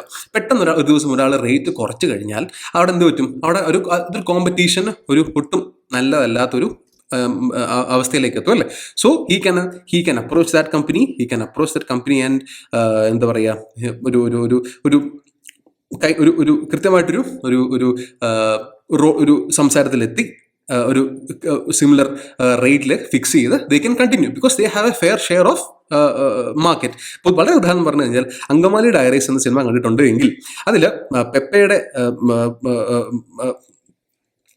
കടയും നമ്മുടെ ഓപ്പോസിറ്റ് ആയിട്ട് വന്ന ആളുടെ പേര് എന്തായിരുന്നു, പറഞ്ഞു പോയല്ലോ. ഓക്കെ, പെപ്പയുടെ കടയും ഓപ്പോസിറ്റ് വന്ന നമ്മുടെ വില്ലനായിട്ട് വന്ന ആളുടെ കടയും എപ്പോഴാണ് പ്രശ്നം ഉണ്ടാകുന്നതെന്ന് വെച്ച് കഴിഞ്ഞാൽ ഒരാൾ കൊടുക്കുന്ന റേറ്റിനേക്കാൾ മറ്റൊരാൾ റേറ്റ് കുറയ്ക്കുമ്പോഴാണ്. സോ ആ സമയത്ത് ഒരു ക്യാരക്ടർ വന്ന് നെഗോഷിയേറ്റ് ചെയ്യുന്ന ഒരു രംഗം ഓർത്താൽ മതി. C, companies can have these conflicts. ആ സമയത്ത് നെഗോഷിയേറ്റ് എന്ന റോളിൽ ഒരു മാനേജർ ഇടപെടണം. Okay, so to resolve the conflict. Fine. So these were the roles that manager has to play. Manager നിർവഹിക്കേണ്ട റോളുകൾ ഇതൊക്കെയായിരുന്നു. ഫൈൻ, മനസ്സിലായല്ലോ? ഫൈൻ. ഇനി നമ്മൾ മേൽപ്പറഞ്ഞ റോളുകൾ എക്സിക്യൂട്ട് ചെയ്യണമെങ്കിൽ he or she, the manager, has to have കുറച്ച് സ്കിൽസ് വേണം. Okay, he has to have some managerial skills. So ഈ managerial skills are the abilities and competence required to fulfill the managerial roles effectively. Okay, so എന്താണ് purpose എന്താണ് ഇതിന്റെ? ഒന്ന്, മാനേജേഴ്സിന് blend to supervise, to lead and motivate their teams efficiently. കൃത്യമായിട്ട് ഈ പറഞ്ഞ റോളുകളെല്ലാം നിർവഹിക്കുമ്പോൾ മാത്രമേ ഒരു ടീം എന്ന നിലയിൽ, ഒരു ഓർഗനൈസേഷൻ എന്ന നിലയിൽ എന്തായിരുന്നു അവരുടെ ഒബ്ജക്റ്റീവ്, അതിലേക്ക് ആ ഓർഗനൈസേഷന് എത്തിപ്പെടാൻ സാധിക്കത്തുള്ളൂ. That comes, okay, communication, empathy, decision making, listening, conflict resolutions, promoting teamwork, motivation, compromise. These are crucial skills. പക്ഷേ ഈ സ്കിൽസിലെ പോലെ തന്നെ നമ്മൾ നേരത്തെ സംസാരിച്ച പോലെ തന്നെ ഇവിടെയും ഒരു 3 സ്കിൽസ് ഉണ്ട്, which was actually Robert Katz എന്ന് പറഞ്ഞ ഒരു തിങ്കർ. അദ്ദേഹം 3 സ്കിൽസ് മുമ്പോട്ട് വെച്ചു. So first one is technical skills, second is human skills, and third one is conceptual skills. Technical skills in the technique, as the names, technically നമ്മൾ എന്ത് product ആണോ അല്ലെങ്കിൽ എന്ത് മേഖലയിലാണോ നമ്മൾ വർക്ക് ചെയ്യുന്നത് ആ മേഖല എന്താണ് എന്നുള്ളൊരു അറിവുണ്ടായിരിക്കണം. Then comes human skills, basic communications, empathy, decision making, ഒരു ടീം വർക്ക് കൊണ്ട് നടക്കേണ്ടത് എങ്ങനെയാണ്, സോ ഒരു ലീഡർ എന്ന രീതിയിൽ എങ്ങനെ ബിഹേവ് ചെയ്യണം എന്നുള്ള കാര്യം. Then conceptual skills, ability to understand abstract ideas, see with the bigger picture and make strategy decisions. Okay, ഇതൊക്കെ നിൽക്കട്ടെ. ഞാൻ കുറേ അധികം വലിയ വാക്കുകൾ പറഞ്ഞു കാണും അല്ലേ, പക്ഷെ അതൊക്കെ തൽക്കാലത്തേക്ക് ഒഴിവാക്കാം. നമുക്ക് ഓരോന്ന് വളരെ ഡീറ്റെയിൽ ആയിട്ട് നമുക്ക് ഡിസ്കസ് ചെയ്യാം. Fine, good. ദെൻ കംസ് ഈ മാനേജറൽ സ്കിൽസ്. നമ്മൾ നേരത്തെ പറഞ്ഞ പോലെ 3 തരത്തിൽ നമുക്ക് ആ ഏറ്റവും ആവശ്യമുള്ള ഏറ്റവും ഇമ്പോർട്ടൻ്റ് ആയിട്ടുള്ള സ്കിൽസ് 3 ആയിട്ട് നമുക്ക് ചുരുക്കാം. Technical skills, conceptual skills and interpersonal skills. It was Robert Katz who came with this 3 model. Robert Katz ആണ് ഈ ഒരു സ്കില്ലുമായിട്ട് മുമ്പോട്ട് വന്നത്. സോ ക്വസ്റ്റ്യൻ വരാം, the 3 skills model was proposed by ആരാണ് എന്നുള്ള ക്വസ്റ്റ്യൻ വരാം. സോ അപ്പം റോബോട്ട് ഹാർട്സ് ആണ് അതിന് ഉത്തരം കേട്ടോ. Fine. So technical skills, human skills and conceptual skills നമുക്ക് ഓരോന്നോരോന്നായിട്ട് ഡിസ്കസ് ചെയ്താലോ. Fine, good. ഇത് comes technical skills. Technical skills എന്ന് പറയുമ്പോഴത്തേനും ഒരു മാനേജറിനെ സംബന്ധിച്ചിടത്തോളം താൻ പ്രതിനിധാനം ചെയ്യുന്ന മേഖലയുടെ ടെക്നിക്കൽ നോളേജ് മൊത്തം അറിയണം എന്നുള്ളത് മാത്രമല്ല, തൻ്റെ ആ അറിവ് വെച്ച്, തൻ്റെ ആ എക്സ്പെർട്ടീസ് വെച്ച് എങ്ങനെയാണ് നമുക്ക് സെയിൽസ് കൂട്ടാൻ സാധിക്കുക, എങ്ങനെയാണ് പ്രൊഡക്റ്റ് സർവീസിൻ്റെ ക്വാളിറ്റി കൂട്ടാൻ സാധിക്കുക, എങ്ങനെയാണ് മാർക്കറ്റിൽ നമ്മൾ മറ്റുള്ളവരിൽ നിന്ന് വ്യത്യസ്തരാകാൻ സാധിക്കുക എന്ന ചിന്തയിലാണ് ഒരു മാനേജറിൻ്റെ ടെക്നിക്കൽ സ്കിൽസ് ഏറ്റവും ബെസ്റ്റ് എന്ന് നമുക്ക് പറയാൻ സാധിക്കാം. അപ്പോൾ അതായത് ഇപ്പോൾ ചിന്തിച്ചു കഴിഞ്ഞാൽ ഏറ്റവും നല്ല ഒരു ഏറ്റവും നല്ലൊരു ബാറ്റ്സ്മാനെ ലോകം കണ്ട ഏറ്റവും നല്ലൊരു ബാറ്റ്സ്മാനെ നമ്മളൊരു ബാറ്റിംഗ് കോച്ചായിട്ട് അപ്പോയിന്റ് ചെയ്ത് കഴിഞ്ഞാൽ do you really think that he can be the best batting coach ever? No, അല്ലേ? ഇപ്പോൾ ഉദാഹരണത്തിന് നമുക്കറിയാം മറഡോണ, അല്ലേ, ലോകത്തിലെ ഏറ്റവും മികച്ച ഫുട്ബോൾ പ്ലെയറിൽ ഒരാളായിരുന്നു, അല്ലേ, പെലെ, മറഡോണ, മെസ്സി, റൊണാൾഡോയുടെ കാലഘട്ടത്തിന് മുമ്പ് കേട്ടോ. അതിന് മുമ്പ് ലോകം കണ്ട ഏറ്റവും വലിയ ഫുട്ബോൾ പ്ലേയേഴ്സ് എന്ന് പറയുമ്പോഴത്തേന് അതിൽ പെലെയും മറഡോണയും ഒക്കെയാണ്, സിദാനൊക്കെയാണ് ഉൾപ്പെടുന്നത്, അല്ലേ? ഇനി ചിന്തിച്ച് നോക്കിക്കേ, Maradona was considered the God of football, അല്ലേ? ഫുട്ബോൾ തട്ടിയിട്ടുള്ള മനുഷ്യരിൽ ഏറ്റവും പ്രതിഭാസമ്പന്നനായിട്ടുള്ള പ്ലെയറുകളിൽ ഒരാളാണ്, അല്ലെങ്കിൽ ഒരാളായിരുന്നു മറഡോണ. അദ്ദേഹം അർജന്റീനൻ ടീമിന്റെ കോച്ചായി മാറിയ ഒരു വേൾഡ് കപ്പ് ഉണ്ട്, ഓർമ്മയുണ്ടോ എന്നറിയില്ല. കഴിഞ്ഞ വേൾഡ് കപ്പിൽ കപ്പ് അടിച്ച അർജന്റീനൻ ടീം ആ വേൾഡ് കപ്പിൽ, സൗത്ത് ആഫ്രിക്ക നടന്ന ആ വേൾഡ് കപ്പിൽ ഫസ്റ്റ് റൗണ്ടിൽ അവർ ഔട്ടായി. സോ നമുക്ക് ഒരിക്കലും ഒരു ടെക്നിക്കൽ സ്കിൽസ് അറിയാവുന്ന, ഏറ്റവും നല്ല ടെക്നിക്കൽ സ്കിൽസ് കൈവശമുള്ള ഒരാൾ ഏറ്റവും നല്ല മാനേജർ ആകും എന്ന് നമുക്ക് പറയാൻ സാധിക്കത്തില്ല. ബിക്കോസ് അവിടെ ആ ടെക്നിക്കൽ സ്കിൽസിന് പുറമേ കുറച്ച് കാര്യങ്ങളൂടെ നമുക്ക് ആവശ്യമുണ്ട്. ആ ടെക്നിക്കൽ നോളേജും ആ ടെക്നിക്കൽ നോളേജ് യൂസ് ചെയ്ത് എങ്ങനെ വ്യത്യസ്തരാകാൻ അല്ലെങ്കിൽ എൻ്റെ പ്രൊഡക്റ്റ് വ്യത്യസ്തമാക്കാൻ സാധിക്കും എന്ന ഒരു തോട്ടിലാണ് ഒരു നല്ല മാനേജർ ഉണ്ടാകുന്നത്. ഇപ്പോൾ ഉദാഹരണത്തിന് വളരെ വളരെ സിമ്പിളായിട്ട് പറഞ്ഞു കഴിഞ്ഞാൽ, ഇപ്പോൾ ആപ്പിൾ എന്നൊരു കമ്പനി എടുക്കാം. നമുക്കറിയാം ആപ്പിള് മൊബൈൽ ഫോൺ, സ്മാർട്ട് ഫോണിൻ്റെ റെവല്യൂഷൻ സ്റ്റാർട്ട് ചെയ്തത് ഐഫോൺ ആണ് എന്ന് നമുക്ക് നിസ്സംശയം പറയാൻ സാധിക്കും. ഫസ്റ്റ് സ്മാർട്ട് ഫോൺ ലോകത്ത് മാർക്കറ്റിൽ വരുന്നത് 1992-ൽ. ആ സമയത്ത് ആപ്പിൾ എന്ന് പറഞ്ഞ കമ്പനി ഇല്ല. ആ സമയത്ത് ആപ്പിൾ എന്ന് പറഞ്ഞ കമ്പനി മൊബൈൽ ഫോൺസിൽ ശ്രദ്ധിക്കുന്നില്ല. ആ സമയത്ത് അതിനുശേഷം ഐഫോൺ എന്നൊരു കൺസെപ്റ്റിൽ ആദ്യത്തെ ഫോൺ മാർക്കറ്റിൽ വരുന്നത് 2007-ലാണ്. ആ 2007 തന്നെ മാർക്കറ്റ് ലീഡേഴ്സായിട്ട് ബ്ലാക്ക്ബെറി ഉണ്ടായിരുന്നു, മോട്ടോറോള ഉണ്ടായിരുന്നു, നോക്കിയ ഉണ്ടായിരുന്നു, ആൻഡ് പാം ട്രിഗോ എന്ന് പറഞ്ഞ മറ്റൊരു ഒരു ഫോൺ ഉണ്ടായിരുന്നു. സോ ദീസ് തൻ്റെ കോമ്പറ്റീറ്ററായിട്ട് ഇത്രയും കൂടുതൽ ഫോൺസ് അല്ലെങ്കിൽ ഇത്രയും കൂടുതൽ ബ്രാൻഡ് ഉള്ള സമയത്ത് he was able to revolutionise the market. എങ്ങനെയാണ് അദ്ദേഹം അതിന് സാധിച്ചത് എന്നുള്ളതാണ്. അദ്ദേഹം എന്ത് ചെയ്തു? അദ്ദേഹം ടെക്നിക്കലി ഈ പറഞ്ഞ ഫോണുകളെല്ലാം യൂസ് ചെയ്യുന്ന ടെക്നിക്കൽ ഏതാണ് സെയിം തന്നെയാണ്. പക്ഷെ അദ്ദേഹം അവിടെയും ആ ടെക്നിക്ക് യൂസ് ചെയ്ത് തൻ്റെ പ്രൊഡക്റ്റ് എത്രത്തോളം എലഗൻ്റ് ആക്കാൻ സാധിക്കും, എത്രത്തോളം ഇന്റർഫേസ് എത്രത്തോളം യൂസർ ഫ്രണ്ട്ലി ആക്കാൻ സാധിക്കും, ഒരു വലിയ ടച്ച് സ്ക്രീൻ കൊടുത്ത് ഒരു യൂഷ്വൽ കീപാഡ് സ്റ്റിക്കി കീസിന് പകരം അദ്ദേഹം എന്ത് ചെയ്തു? ഒരു ടച്ച് പാനൽ കൊണ്ടുവന്നു. ഒരു പുതിയ ഫീൽ അദ്ദേഹത്തിന് അതേ സെയിം ടെക്നിക്ക് യൂസ് ചെയ്യുന്ന കമ്പനികളിൽ നിന്നും അദ്ദേഹം കൊടുക്കുന്ന പ്രൊഡക്റ്റ്, ആപ്പിൾ വിൽക്കുന്ന പ്രൊഡക്റ്റിന് ഒരു ഡിഫറെൻറ്റ് ഫീൽ കൊണ്ടുവരാൻ ആർക്ക് സാധിച്ചു? ആപ്പിളിന് സാധിച്ചു, അല്ലേ? ആപ്പിളിന് അത് സാധിച്ചു. ഇനി അത് സാധിക്കുക മാത്രമല്ല, he created a perception that initially ഈ ഐഫോൺ യൂസ് ചെയ്യുന്നവരൊക്കെ സ്മാർട്ടാണ്, because I am using a smartphone, thereby I am smart എന്നൊരു പെർസെപ്ഷൻ സൃഷ്ടിക്കാൻ അദ്ദേഹത്തിന് സാധിച്ചു. ഈ പറഞ്ഞ പോലെ ഇന്ന് സ്മാർട്ട് ഫോൺ, ഒരു ഐഫോൺ മേടിക്കാൻ ആർക്കും ഒട്ടും പാടില്ല, അല്ലേ? ഇന്നും നമുക്ക് ഈസിലി EMI യൂസ് ചെയ്ത് 5,000 രൂപ 6,000 രൂപ മാത്രം അടവിൽ പെട്ടെന്നൊരു ഐഫോൺ കയ്യിലെടുക്കാൻ പറ്റും. ഇന്നത്തെ കാര്യമല്ല പറയുന്നത്, 2007 കാര്യമാണ് പറയുന്നത്. പക്ഷേ 2007 അദ്ദേഹം അന്ന് വരെയുള്ള മാർക്കറ്റ് ലീഡേഴ്സിനെ എല്ലാവരെയും പിന്തള്ളിക്കൊണ്ട് പെട്ടെന്നൊരു ദിവസം അദ്ദേഹത്തിന് എന്ത് ചെയ്യാൻ പറ്റി? ലോകത്തിലെ വാല്യുവേഷനിൽ ഏറ്റവും വലിയ കമ്പനിയായി മാറാൻ സാധിച്ചു. അത് ഇന്നും തുടർന്ന് പോകുന്നു. ഇപ്പോൾ ആമസോൺ ആണ് എന്ന് തോന്നുന്നു ഏറ്റവും വാല്യുവേഷൻ ഉള്ള കമ്പനി, അതിനുശേഷം ആപ്പിൾ ആണ്. So this company is actually very pretty much able to continue its legacy, അല്ലെ? continue its legacy. ഇത് വളരെ സിമ്പിൾ ആയിട്ടൊരു എക്സാമ്പിൾ ആണ്. അപ്പം എന്തായിരുന്നു അന്നത്തെ അദ്ദേഹം കൊണ്ടുവന്ന, അല്ലെങ്കിൽ ആപ്പിൾ കൊണ്ടുവന്ന ഡിഫറൻസ് അതർ ഫോൺസ് എന്ന് വെച്ച് കഴിഞ്ഞാൽ, പ്രോക്സിമിറ്റി സെൻസർ, വളരെ ഹൈലി കേബിൾ ആയിട്ടൊരു പ്രോക്സിമിറ്റി സെൻസർ കൊണ്ടുവന്നു, ഒരു ആംബിയൻ ലൈറ്റ് സെൻസർ കൊണ്ടുവന്നു, ഒരു ആക്സിലറോമീറ്റർ കൊണ്ടുവന്നു. സോ ബാക്കിയുള്ള ഫോണുകൾ ബാക്കിയുള്ള അതേ പ്രൈസ് റേഞ്ച് വരുന്ന ഫോണുകൾ അല്ലെങ്കിൽ ബാക്കി അതേ കോമ്പറ്റീഷൻ വരുന്ന ഫോണുകൾ തരുന്ന സർവീസസിനേക്കാൾ കൂടുതൽ സർവീസസ് ആര് തരാൻ തുടങ്ങി? ഐഫോൺ തരാൻ തുടങ്ങി. ഓക്കെ. ആൻഡ് നിങ്ങളൊരു കാര്യം ശ്രദ്ധിക്കണം, ആ സമയത്ത് ബ്ലാക്ക്ബെറി ഫോൺ ഏതാണ്ട് $200 ആയിരുന്നുവെങ്കിൽ first iPhone was actually almost $500. So അത്രയും എക്സ്പെൻസീവ് ആയിട്ടുള്ളൊരു ഫോൺ ആയിരുന്നിട്ട് കൂടി he was able to pull off this trend. He was able to be the market leader. Apple was able to be the market leader. ഒന്ന് ചിന്തിച്ചു നോക്കിക്കേ. So technical skills expert എന്ന് മാത്രമല്ല അല്ലേ, he was able to use his technical expertise to create a niche market so that nobody could challenge him. അല്ലേ, അവിടെയാണ് apple മറ്റ് കമ്പനികളിൽ നിന്നും വ്യത്യസ്തമാകുന്നത്. So this is technical skills. Technical skills എന്ന് പറയുമ്പോൾ നമ്മൾ മീൻ ചെയ്യുന്നത്. ഓക്കെ സോറി അതെൻ്റെ ഒരു മിസ്റ്റേക്ക് ആണ് കേട്ടോ, ഒരു duplication slide. Fine. Then comes the conceptual skills. ഇവിടെ ഒരു പുതിയൊരു ഐഡിയ സൃഷ്ടിക്കുക. അതായത് നമ്മൾ ഏതൊരു ബിസിനസ് ആണെങ്കിലും it will face lot of challenges and lot of problems. ഒരു ബിസിനസ് നമ്മൾ തുടങ്ങി അത് എസ്റ്റാബ്ലിഷ് ആയി കഴിയുമ്പോൾ തന്നെ ഒരു പുതിയ പ്രോബ്ലം വരുമായിരിക്കും. സോ ആ പ്രോബ്ലത്തിന് എത്രത്തോളം മുമ്പ് നമ്മൾ പ്രിഡിക്റ്റ് ചെയ്യുന്നു ആൻഡ് അതിനാവശ്യമായിട്ടുള്ള സ്റ്റെപ്സ് എടുക്കുന്നു, അത്രയും ഗ്രോത്ത് നമുക്ക് പ്രൊജക്റ്റ് ചെയ്യാൻ സാധിക്കും.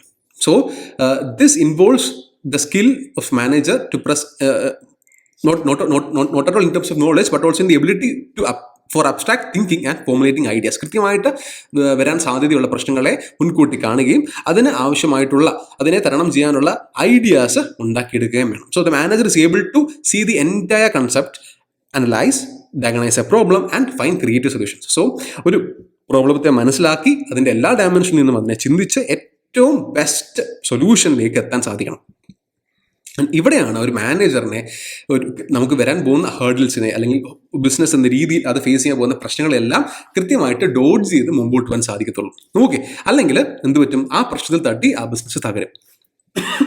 ഇനി നമുക്കതൊരു എക്സാമ്പിൾ ഉണ്ട്. നമ്മൾ അറിഞ്ഞോ അറിയാതെയോ നമ്മൾ നെറ്റ്ഫ്ലിക്സിൻ്റെ സബ്സ്ക്രൈബേഴ്സ് ആയിരിക്കാം, നമ്മൾ യൂസ് ചെയ്യുന്നവരായിരിക്കാം. നെറ്റ്ഫ്ലിക്സിൻ്റെ യാത്ര ഒരിക്കലും വളരെ വളരെ ഈസിലി ആയിട്ടുള്ള അല്ലെങ്കിൽ it was not a colourful ഒരു ജേണി ആയിരുന്നില്ല. It had its challenges. പക്ഷേ ആ ചലഞ്ചസിനെല്ലാം അത് കൃത്യമായിട്ട് മുമ്പോട്ട് പോകാൻ സാധിച്ചു. ഈ Netflix it was Reed Hastings who was behind the idea of Netflix. ഒന്നുമില്ല, അദ്ദേഹം എന്ത് ചെയ്തു? അദ്ദേഹം പണ്ട് ഈ നെറ്റ്ഫ്ലിക്സിനൊക്കെ ഒത്തിരി കാലം മുമ്പ് 1990s ബ്ലോക്ക് ബസ്റ്റർ എന്ന് പറഞ്ഞൊരു പ്ലാറ്റ്ഫോം ഉണ്ടായിരുന്നു. ബേസിക്കലി എന്താണ്? CD വാടകയ്ക്ക് കൊടുക്കുക. നമ്മുടെ കുട്ടിക്കാലത്തും നമുക്ക് പല കടകളുണ്ടായിരുന്നു അല്ലേ, സിനിമ CD വാടക കിട്ടുന്ന കടകൾ. അതുപോലെ തന്നെ US ബ്ലോക്ക് ബസ്റ്റർ എന്ന് പറഞ്ഞു അന്നത്തെ ഏറ്റവും വലിയ ചെയിൻ ആയിരുന്നു block buster. Block busters CD tapes എന്ത് ചെയ്യും? വാടകയ്ക്ക് കൊടുക്കും. ആൻഡ് റീഡ് ഹേസ്റ്റിങ്സും ഇതുപോലെ തന്നെ ഒരു ദിവസം ടേപ്പ് വാടകയ്ക്ക് എടുത്തും. പക്ഷെ അദ്ദേഹം തിരിച്ചു കൊടുക്കാൻ മറന്നുപോയി. ആൻഡ് അദ്ദേഹം തിരിച്ചു കൊടുക്കാൻ പോയപ്പോൾ തന്നെ അദ്ദേഹത്തിന് വലിയൊരു തുക ഫൈനായിട്ട് കൊടുക്കേണ്ടി വന്നു. ഈ സമയത്ത് അദ്ദേഹത്തിന് ഇവിടെ ഒരു പ്രശ്നമുണ്ടെന്ന് മനസ്സിലായി. അതുപോലെ തന്നെ അദ്ദേഹം ഒരു ജിമ്മിലേക്ക് പോയപ്പോൾ ജിമ്മിൽ ഒരു മന്ത്ലി സബ്സ്ക്രിപ്ഷൻ എന്നൊരു മോഡലും അദ്ദേഹം കണ്ടു. സോ അദ്ദേഹം എന്ത് ചെയ്തു? അദ്ദേഹം ഫേസ് ചെയ്ത പ്രശ്നത്തിന് ഈ സൊല്യൂഷൻസ് വെച്ച് അദ്ദേഹം എന്ത് ചെയ്തു? ഒരു പുതിയൊരു പ്രൊജക്റ്റ് ഡിസൈഡ് ചെയ്തു. 1997 അദ്ദേഹം ഒരു DVD മോഡൽ സൃഷ്ടിച്ചു. എവിടെയാണ്? ഒരു മന്ത്ലി സബ്സ്ക്രിപ്ഷൻ മോഡൽ. അതായത് പണ്ടെന്ന് പറഞ്ഞു കഴിഞ്ഞാൽ നമുക്ക് ബ്ലോക്ക് ബസ്റ്ററിൽ നിങ്ങൾക്ക് 1-2 ദിവസം മാത്രമേ ഈ സാധനം കയ്യിൽ വെക്കാൻ സാധിക്കത്തുള്ളൂ. ആൻഡ് നിങ്ങൾ എടുത്തു, അത് കണ്ടതിന് ശേഷം എത്രയും പെട്ടെന്ന് തിരിച്ച് ബ്ലോക്ക് ബസ്റ്ററിനെ തിരിച്ച് ഏൽപ്പിക്കുകയും വേണം. ഏൽപ്പിച്ചില്ലെങ്കിൽ ഫൈനും കിട്ടും. എന്നാൽ ഈ came up with subscription model. അവിടെ എന്ത് ചെയ്തു? അദ്ദേഹം ഒരു DVD അദ്ദേഹം ഒരാൾ മേടിച്ച് കഴിഞ്ഞാൽ പക്ഷേ നമ്മളൊരു സിനിമ മേടിച്ച് കഴിഞ്ഞാൽ പക്ഷേ നമ്മൾ 1-2-3 തവണ കാണാനുള്ള ആഗ്രഹം കാണും അല്ലേ. പക്ഷേ നമുക്ക് ഒരു വീക്കെൻഡിൽ മാത്രമേ ടൈം കിട്ടത്തുള്ളൂ. സോ അദ്ദേഹം ഇതൊരു മന്ത്ലി സബ്സ്ക്രിപ്ഷൻ എന്ന രീതിയിൽ അദ്ദേഹം ഈ പ്രൊഡക്റ്റിനെ അവതരിപ്പിച്ചു. സംഗതി അത് തന്നെയാണ്, സിനിമ തന്നെയാണ്. പക്ഷേ നിങ്ങൾക്ക് ഒരു മാസത്തേക്ക് നിങ്ങൾ ഈ ഫിലിം അല്ലെങ്കിൽ ഈ ഒരു വീഡിയോ നിങ്ങൾക്ക് റെന്റലായിട്ട് എടുക്കാം. ആ ഒരു 1 month ശേഷം നിങ്ങൾ തിരിച്ചുകൊണ്ട് കൊടുത്താൽ മതി. സോ ദാറ്റ് റിപ്പീറ്റ് വാച്ചിങ് പോസിബിളായി തുടങ്ങി. അപ്പോൾ മന്ത്ലി സബ്സ്ക്രിപ്ഷൻ ആണ് എന്ന് കേൾക്കുമ്പോൾ തന്നെ ആൾക്കാർക്ക് ഓക്കെ, ഞാൻ ഏതായാലും ഇത്ര പൈസ മുടക്കുന്നുണ്ട്, അപ്പോൾ ഒബ്വിയസ്ലി എനിക്ക് എത്ര തവണ വേണമെങ്കിലും ഇത് കാണാമല്ലോ എന്ന രീതി ചിന്തിച്ച് അദ്ദേഹം ഇതൊരു പുതിയ മാർക്കറ്റ് സൃഷ്ടിച്ചു. അപ്പോഴും ബ്ലോക്ക് ബസ്റ്റർ തൻ്റെ പഴയ രീതിയിൽ തന്നെ തുടർന്നു കേട്ടോ. ബ്ലോക്ക് ബസ്റ്റർ ആയിരുന്നു, വളരെ വലിയ വാല്യുവേഷനുള്ള കമ്പനിയായിരുന്നു ബ്ലോക്ക് ബസ്റ്റർ. അദ്ദേഹം ഒരു പോയിന്റ് എത്തി കഴിഞ്ഞപ്പോഴത്തേന് അദ്ദേഹത്തിന് ഒരു ഡെയിലി ഏതാണ്ട് ലൈക്ക് 2006 6.3 സബ്സ്ക്രൈബേഴ്സ് അദ്ദേഹത്തിന് DVD റെന്റൽ സർവീസിൽ വരെ എത്തി. ഏതോ ഒരു ദിവസം actually Netflix was able to clock 1 million DVD rentals per day. ഒരു ദിവസം 1 മില്യൺ റെന്റൽസ് വരെ അവർക്ക് കൊടുക്കാൻ സാധിക്കുന്ന രീതിയിൽ അത് വളർന്നു എന്നുള്ളതാണ് മറ്റൊരു കണക്ക്. അത്രയും വലുതായിട്ട് വളർന്നതിന് ശേഷം പല കമ്പനികൾക്കും പറ്റുന്നത് this is the perfect model എന്ന രീതിയിൽ ആൾക്കാർ എന്ത് ചെയ്യും, മിഥ്യാധാരണയിൽ മാറും. ആൻഡ് ദേ വിൽ ആക്ച്വലി മാർക്കറ്റിൽ എന്താണ് സംഭവിക്കുന്നത്, ഡിമാൻഡ്സ് എങ്ങനെ മാറുന്നു എന്നതിനെ പറ്റി കാര്യമായിട്ട് ചിന്തിക്കാതെ അവർ കുറച്ച് ഓവർ കോൺഫിഡൻറ്റ് ആകാറുണ്ട്. മിക്ക കമ്പനീസും അങ്ങനെ ഫെയിലിയറിലേക്ക് പോയ കുറേയധികം കമ്പനീസ് ഉണ്ട്. ആ സമയത്താണ് നെറ്റ്ഫ്ലിക്സ് മറ്റ് കമ്പനികളിൽ നിന്നും വ്യത്യസ്തമാകുന്നത്. ആ സമയത്ത് 2006, 2008 ഒക്കെ ആകാറായ സമയത്ത് നെറ്റ്ഫ്ലിക്സിന് ഒരു കാര്യം മനസ്സിലായി. അതായത് ഡേറ്റ, ഇന്റർനെറ്റ് പഴയ പോലെയല്ല, അത് ചീപ്പായി വന്നുകൊണ്ടിരിക്കുകയാണ്. ആൻഡ് ആൾക്കാർ ഈ young generation is actually preferring to download movies rather than renting a DVD. So അദ്ദേഹം എന്ത് ചെയ്തു, he had a like that company had a perfect vision. അതായത് ഏറ്റവും കൂടുതൽ റെന്റൽ എവിടെ നിന്നാണ്, he analyzed data. ഏത് ഏജ് പ്ലാറ്റ്ഫോമിൽ പെടുന്ന ആൾക്കാരാണ് ഈ പറഞ്ഞ സംഗതി ഏറ്റവും കൂടുതൽ യൂസ് ചെയ്യുന്നതെന്ന് നോക്കി അദ്ദേഹം. ആൻഡ് ദെൻ നിങ്ങൾ ഏതൊരു മാർക്കറ്റിൻ്റെ അല്ലെങ്കിൽ ഒരു എൻ്റർടൈൻമെൻറ്റ് മാർക്കറ്റിൻ്റെ ഏറ്റവും വലിയ കൺസ്യൂമേഴ്സ് യങ്സ്റ്റേഴ്സ് ആയിരിക്കും. അതായത് ഒരു 15 to 40 ഏജ് അല്ലെങ്കിൽ 15 to 40 ഏജ് ബ്രാക്കറ്റ് വരുന്ന ആൾക്കാരാണ് ഏറ്റവും കൂടുതൽ എൻ്റർടൈൻമെൻറ്റ് പ്ലാറ്റ്ഫോംസ് അല്ലെങ്കിൽ എൻ്റർടൈൻമെൻറ്റ് കണ്ടന്റ് കൺസ്യൂം ചെയ്യുന്നത്. നിങ്ങൾ ഇപ്പോൾ ഇൻസ്റ്റാഗ്രാം എടുക്കുകയാണെങ്കിൽ, ഫേസ്ബുക്ക് എടുക്കുകയാണെങ്കിൽ, അല്ലെങ്കിൽ YouTube, theatre going age group എടുക്കുകയാണെങ്കിൽ പോലും ഒരു 40 കഴിഞ്ഞ ആൾക്കാർ ഈ പറഞ്ഞ ഒരു എൻ്റർടൈൻമെൻറ്റ് കൺസംഷൻ വളരെ കുറവായിരിക്കും. എന്നാൽ ഈ പറഞ്ഞ യങ്സ്റ്റേഴ്സ് ആയിരിക്കും കൂടുതൽ കൺസ്യൂം ചെയ്യുന്നത്. സോ ആ സമയത്ത് അദ്ദേഹം എന്ത് ചെയ്തു, 2008-2009 കാലഘട്ടത്തിൽ അദ്ദേഹം ഒരു കാര്യം മനസ്സിലായി. ഈ യങ്സ്റ്റേഴ്സിന് ഈ പറഞ്ഞ വീഡിയോ റെന്റൽ വാടക എന്നൊരു കൺസെപ്റ്റിന് പകരം they are actually more into downloading movies from online. So then Netflix strategically made a decision. എന്ത് ചെയ്തു, അവരുടെ പഴയ DVD റെന്റൽ പരിപാടി തൽക്കാലത്തേക്ക് ഒതുക്കിയിട്ട് they started a platform. A streaming platform അവർ തുടങ്ങാൻ ശ്രമിച്ചു. ആൻഡ് ദെൻ ഈ streaming platform made a big revolutionary step. അതായത് എന്താണ്, ഒരു 100 മില്യൺ സബ്സ്ക്രൈബേഴ്സിനെ അവർക്ക് ബൈ 2017 അവർക്ക് എത്തിക്കാൻ സാധിച്ചു. അതായത് ആ സമയം, അതായത് ഏതാണ്ട് 2000s എൻഡ് ആയ സമയത്ത് ബ്ലോക്ക് ബസ്റ്റർ എന്ന് പറഞ്ഞ നെറ്റ്ഫ്ലിക്സ് തുടങ്ങുന്നതിന് മുമ്പ് US-ലെ ഏറ്റവും വലിയ എൻ്റർടൈൻമെൻറ്റ് റെൻ്റൽ കമ്പനി ആയിരുന്ന ബ്ലോക്ക് ബസ്റ്റർ അവർ ബാങ്ക് ഫെയിലിയറിലേക്ക് പോയി. ഓക്കെ, അവർ കടം കയറി, they left the business, they left the picture. ആ സമയത്താണ് നെറ്റ്ഫ്ലിക്സ് തൻ്റെ മുമ്പിൽ അല്ലെങ്കിൽ ആ ഒരു നെറ്റ്ഫ്ലിക്സിൻ്റെ വളർച്ചയിൽ വിലങ്ങുതടിയാകാൻ സാധ്യതയുള്ള ഒരു ഇഷ്യൂവിനെ ഇന്നൊവേഷൻ എന്ന രീതിയിൽ എത്ര ഇന്നോവേറ്റീവായിട്ട് അതിനെ ഒരു സൊല്യൂഷനിലേക്ക് എത്താം എന്ന രീതിയിൽ അപ്രോച്ച് ചെയ്തിട്ട് ദേ started A streaming platform. And still ലോകത്തിലെ തന്നെ ഏറ്റവും വലിയ സ്ട്രീമിംഗ് പ്ലാറ്റ്ഫോമുകളിൽ ഒന്നാണ് നെറ്റ്ഫ്ലിക്സ്. ചിന്തിച്ചു നോക്കിയേ, എത്രത്തോളം വലിയ ഒരു വലിയ ഡിസിഷൻ, സ്ട്രാറ്റജിക്കലി ഒരു വലിയ ഡിസിഷൻ ആയിരുന്നു. പക്ഷേ they were able to take the decision on time. കുറച്ചൊന്ന് ഡിലേ ആക്കിയിരുന്നുവെങ്കിൽ മറ്റൊരു പ്ലെയർ ഈ പറഞ്ഞ സ്ട്രീമിംഗ് പ്ലാറ്റ്ഫോമായി വന്നിട്ട് അവർ വലിയൊരു സബ്സ്ക്രിപ്ഷൻ പ്ലാറ്റ്ഫോം ഉണ്ടാക്കിയേനെ. ആൻഡ് ആഫ്റ്റർ ദാറ്റ് അവരുടെ പുറകെയാണ് നെറ്റ്ഫ്ലിക്സ് അത് ചെയ്യാൻ ആഗ്രഹിച്ചിരുന്നുവെങ്കിൽ they had to spend more money on it, അല്ലേ? ഇവിടെ അവർക്കൊരു ബ്രാൻഡ് നെയിം ഉണ്ട്. ആ ബ്രാൻഡ് ട്രസ്റ്റിന് അവരെന്ത് ചെയ്തു, ഒരു പുതിയ സർവീസ് എന്ന രീതിയിൽ തന്നെ അതിൻ്റെ പരിണാമം അവർക്ക് സൃഷ്ടിക്കാൻ സാധിച്ചു. ആൻഡ് റൈറ്റ് നൗ അവരുടെ വാല്യുവേഷൻ ഇസ് എബവ് 250 ബില്യൺ കേട്ടോ, 250 ബില്യൺ. സോ അപ്പം ഒരേ സമയത്ത് നമുക്ക് ബ്ലോക്ക് ബസ്റ്റർ എന്ന് പറഞ്ഞ കമ്പനി എങ്ങനെയാണ് അവരുടെ പ്രശ്നങ്ങളെ അവരുടെ മാർക്കറ്റിൽ അവർ ഫേസ് ചെയ്യാൻ പോകുന്ന പ്രശ്നങ്ങളെ നേരത്തെ അനലൈസ് ചെയ്ത് അതിനൊരു ക്രിയേറ്റീവ് സൊല്യൂഷൻസ് കൊണ്ടുവരാത്തത് കൊണ്ട് എങ്ങനെയാണ് ആ കമ്പനി ഫെയിൽ ആയത് എന്നും മുമ്പിൽ വരുന്ന പ്രശ്നങ്ങളെ ഒരു പുതിയ ഓപ്പർച്യൂണിറ്റി ആക്കി മാറ്റി ഇന്നോവേറ്റീവായിട്ട് ഡിസിഷൻ എടുക്കുകയാണ് എങ്കിൽ എത്രത്തോളം ഒരു കമ്പനിക്ക് വളരാൻ സാധിക്കും എന്നതിൻ്റെ ഉത്തമ ഉദാഹരണമായിട്ട് നെറ്റ്ഫ്ലിക്സിന് മാറാൻ സാധിച്ചു. സോ ഒരേ സമയത്ത് നമുക്ക് 2 ഡിഫറെൻറ്റ് എക്സാമ്പിൾസ് കിട്ടി, അല്ലേ? സോ നിങ്ങൾക്ക് കൺസെപ്ച്വലി നിങ്ങൾക്ക് കൺസെപ്ച്വൽ സ്കിൽസ് എന്താണ്, അല്ലെങ്കിൽ അതുകൊണ്ട് എന്താണ് മീൻ ചെയ്യുന്നത് എന്ന് മനസ്സിലായി കാണുമെന്ന് ഞാൻ വിശ്വസിക്കുന്നു. Fine, good. Then comes human or interpersonal skills. നമ്മൾ നേരത്തെ പറഞ്ഞ പോലെ ഒരു മാനേജറിനെ സംബന്ധിച്ചോളം ഏറ്റവും ഇമ്പോർട്ടൻ്റ് ആയിട്ടുള്ള ഒരു സ്കിൽ എന്ന് പറഞ്ഞു കഴിഞ്ഞാൽ അത് കമ്മ്യൂണിക്കേഷൻ സ്കിൽ തന്നെയായിരിക്കും. അദ്ദേഹത്തിൻ്റെ ഉള്ളിലുള്ള ഐഡിയ ആ മാനേജറിൻ്റെ ഉള്ളിലുള്ള ഐഡിയ, ആ മാനേജറിൻ്റെ ഉള്ളിലുള്ള സൊല്യൂഷൻസ്, ഇതിനെ മറ്റൊരാളിലേക്ക് എത്തിക്കുക എന്ന് മാത്രമല്ല, അത് അവരെ കൺവിൻസ് ചെയ്യുകയും വേണം. നമ്മുടെ എല്ലാവരുടെയും ഇപ്പം ഒരു 10 മിനിറ്റ് നിങ്ങൾക്ക് തരികയാണ്. 10 മിനിറ്റ് തന്നിട്ട് നിങ്ങളൊരു കഥ, ഒരു ഒരു ഒരു ഒരു ഒരു ചെറിയൊരു ഷോർട്ട് സ്റ്റോറി നിങ്ങൾ ഉണ്ടാക്കിയെടുക്കുക എന്ന് പറഞ്ഞു കഴിഞ്ഞാൽ നിങ്ങൾക്ക് എല്ലാവർക്കും തന്നെ ഒരു സ്റ്റോറി ഉണ്ടാക്കിയെടുക്കാൻ സാധിക്കും. പക്ഷേ ആ സ്റ്റോറി നിങ്ങളുടെ മനസ്സിൽ നിന്നും അത് നിങ്ങൾ വാക്കുകളായി കമ്മ്യൂണിക്കേറ്റ് ചെയ്യാൻ ശ്രമിക്കുമ്പോൾ പല രീതിയിൽ പല പ്രശ്നങ്ങൾ നിങ്ങൾക്ക് വരാം. പല രീതിയിൽ നിങ്ങൾക്ക് ആ സ്റ്റോറി ചിലപ്പം വഴിതിരിച്ച് വിടേണ്ടി വരും. സോ അവിടെയാണ് ഒരു നല്ലൊരു കമ്മ്യൂണിക്കേറ്ററിന് ഒരു നല്ലൊരു സ്റ്റോറി മെനഞ്ഞെടുക്കാൻ സാധിക്കും. അതായത് നല്ല സുന്ദരമായിട്ട് കള്ളം പറയുന്ന ആൾക്കാർ നമ്മുടെ കൂട്ടത്തിലില്ലേ? ചിന്തിച്ച് ചോദിക്കും. നമ്മുടെ ഏറ്റവും അടുത്ത കൂട്ടുകാർ കാണും അല്ലേ, നല്ല സുന്ദരമായിട്ട് കള്ളം പറയും. നമുക്ക് പോലും അവർ ചില സമയത്ത് അവർ പറയുന്ന കള്ളമാണോ സത്യമാണോ എന്ന് പോലും മനസ്സിലാക്കാൻ സാധിക്കാത്ത രീതിയിൽ അവർ കള്ളം പറയും അല്ലേ. സോ അത് എന്താണ്, അവർ നല്ല കമ്മ്യൂണിക്കേറ്ററാണ്. They are very good at communication and interpersonal skills. They're able to convey the idea. നട്ടാ കുരുക്കാത്ത കള്ളം വരിക്കും, ഒരിക്കലും നടക്കാത്ത കാര്യമായിരിക്കും. പക്ഷെ അവർ പറഞ്ഞു വരുമ്പോൾ നമ്മൾ ഇപ്പോൾ ചിലപ്പോൾ വിശ്വസിച്ചു.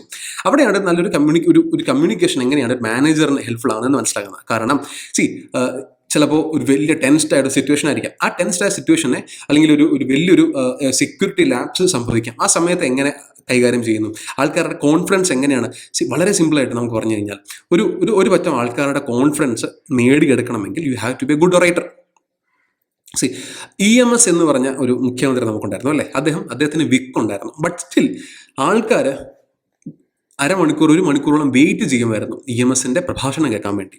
സോ ഏറ്റവും നല്ല സൗണ്ട് ഉണ്ടാകണം, അല്ലെങ്കിൽ ഏറ്റവും നല്ല ഉച്ചാരണം ഉണ്ടാകണം എന്നുള്ളതല്ല ഒറേറ്ററിന്റെ അല്ലെങ്കിൽ ഒരു ബെസ്റ്റ് കമ്മ്യൂണിക്കേഷൻ കൊണ്ട് ഉദ്ദേശിക്കുന്നത്.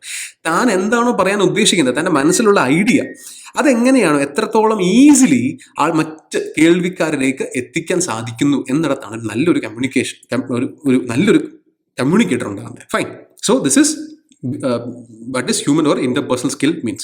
തൻ്റെ ഐഡിയ, തൻ്റെ തോട്ട്സ്, തൻ്റെ ഡിസിഷൻസ് അത് കൃത്യമായിട്ട് കേൾക്കുന്ന എംപ്ലോയീസിനെ അല്ലെങ്കിൽ കേൾക്കുന്ന സബോർഡിനേറ്റ്സിനെ കൺവിൻസ് ചെയ്യാൻ സാധിക്കണം. അവിടെയാണ് ഒരു നല്ല മാനേജർ. അതിന് ഏറ്റവും വലിയ ഉദാഹരണമാണ് ഓപ്ര വിൻഫ്രേ.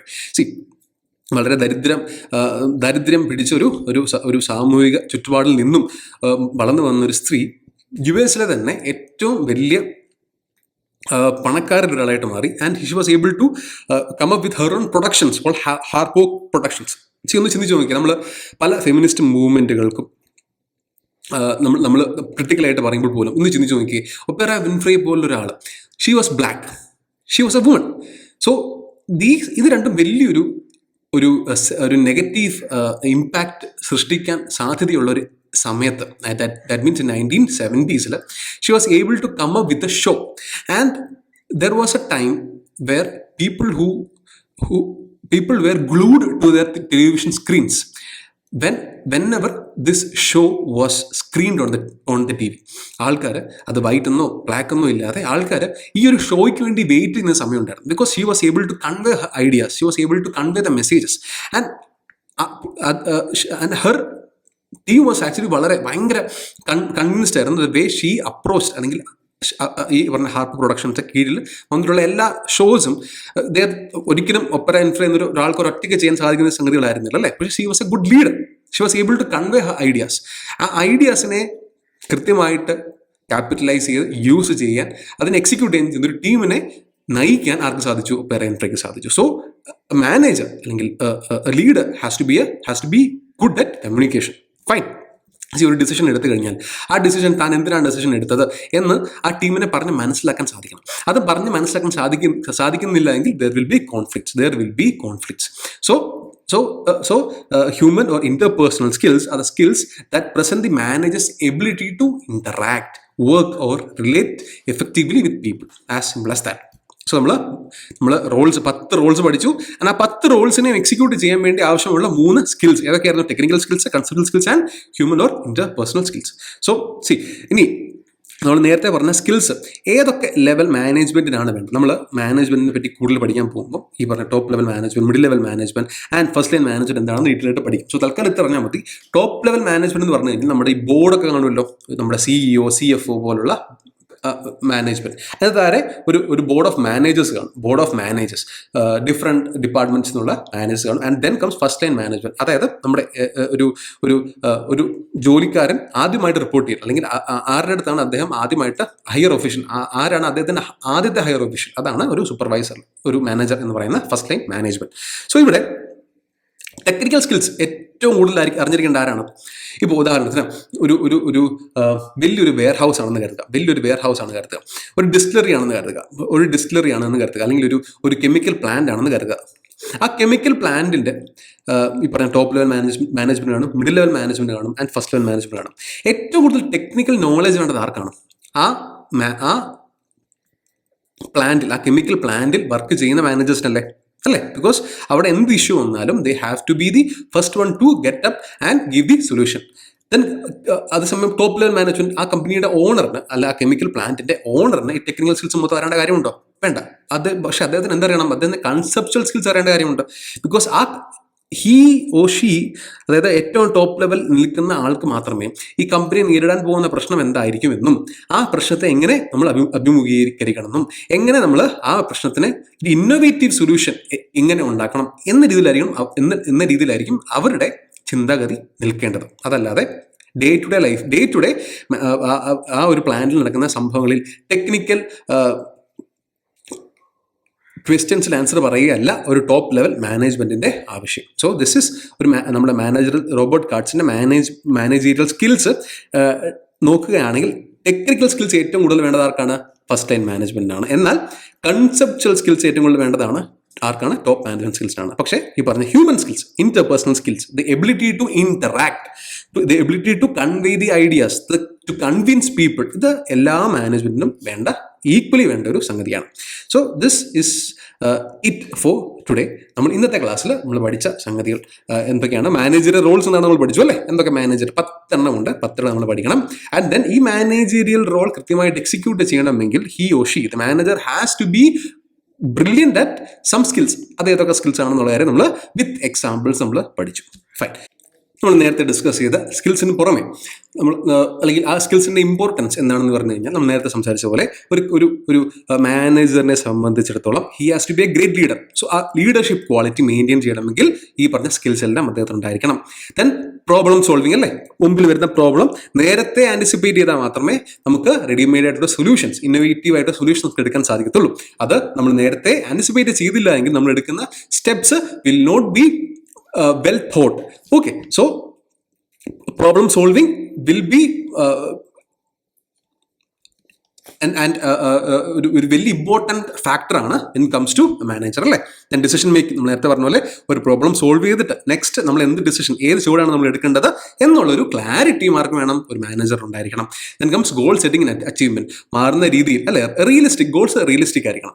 അതായത് ഒരു ടാർഗറ്റ് വെക്കുകയാണെങ്കിൽ ആ ടാർഗറ്റ് നമുക്ക് അച്ചീവ് ചെയ്യാൻ സാധിക്കുന്നതായിരിക്കണം. അതല്ലാതെ നമ്മൾ വലിയൊരു ടാർഗറ്റ് വെച്ചിട്ട് ആ ടാർഗറ്റ് അച്ചീവ് ചെയ്തില്ല എങ്കിൽ അത് ഒരേ സമയത്ത് ഡിമോട്ടിവേറ്റിംഗും ആയിരിക്കും, നമ്മുടെ മൊറാലിനെ ഡൗൺ റൈഡ് ചെയ്യുന്ന സംഗതിയുമായിരിക്കും. അത് മാനേജറിനെ മാത്രമല്ല, അത് ഒരു എംപ്ലോയീസ് ആയിരുന്ന രീതിയിലും സപ്പോർട്ടേറ്റ്സിനും അത് വലിയൊരു സെറ്റ് ബാക്ക് ആയിട്ട് മാറും. ദെൻ കംസ് കമ്മ്യൂണിക്കേഷൻ, അല്ലേ? നമ്മൾ പറഞ്ഞു ഈ പറഞ്ഞ എല്ലാ സംഗതികളും കൃത്യമായിട്ട് കമ്മ്യൂണിക്കേറ്റ് ചെയ്താൽ മാത്രമേ ഒരു നല്ലൊരു ഹോൾ പിക്ചർ അല്ലെങ്കിൽ ഒരു ഡെവലപ്മെന്റിന്റെ ഹോൾ സെൻസ് നമുക്ക് ഉണ്ടാക്കിയെടുക്കാൻ സാധിക്കത്തുള്ളൂ. ദെൻ പ്രൊഡക്ടിവിറ്റി, നേരത്തെ പറഞ്ഞു പോലെ, അല്ലേ? ഒരു മാനേജർ എങ്ങനെയാണോ എത്രത്തോളം പ്രൊഡക്റ്റീവായിട്ട് എംപ്ലോയീസിനായിട്ട് പെരുമാറുന്നു അത്രത്തോളം പ്രൊഡക്റ്റീവായിട്ട് എംപ്ലോയീസ് പെരുമാറും. ബിക്കോസ് ഇൻ ഹ്യൂമൻ എന്തൊരു സംഗതിയും ഏറ്റവും ബെസ്റ്റായിട്ട് വർക്ക് ചെയ്യുന്നത് when the trust between the individuals remain intact ആകുമ്പോഴാണ്. ട്രസ്റ്റ്, നമുക്ക് വിശ്വാസമുള്ള സമയത്ത് അല്ലെങ്കിൽ വിശ്വാസമുള്ള ആൾക്കാരുമായിട്ട് നമ്മൾ ഇടപെടുമ്പോൾ നമ്മൾ എപ്പോഴും ഭയങ്കര ഓണസ്റ്റ് ചെയ്യും നമ്മുടെ വർക്കിൽ.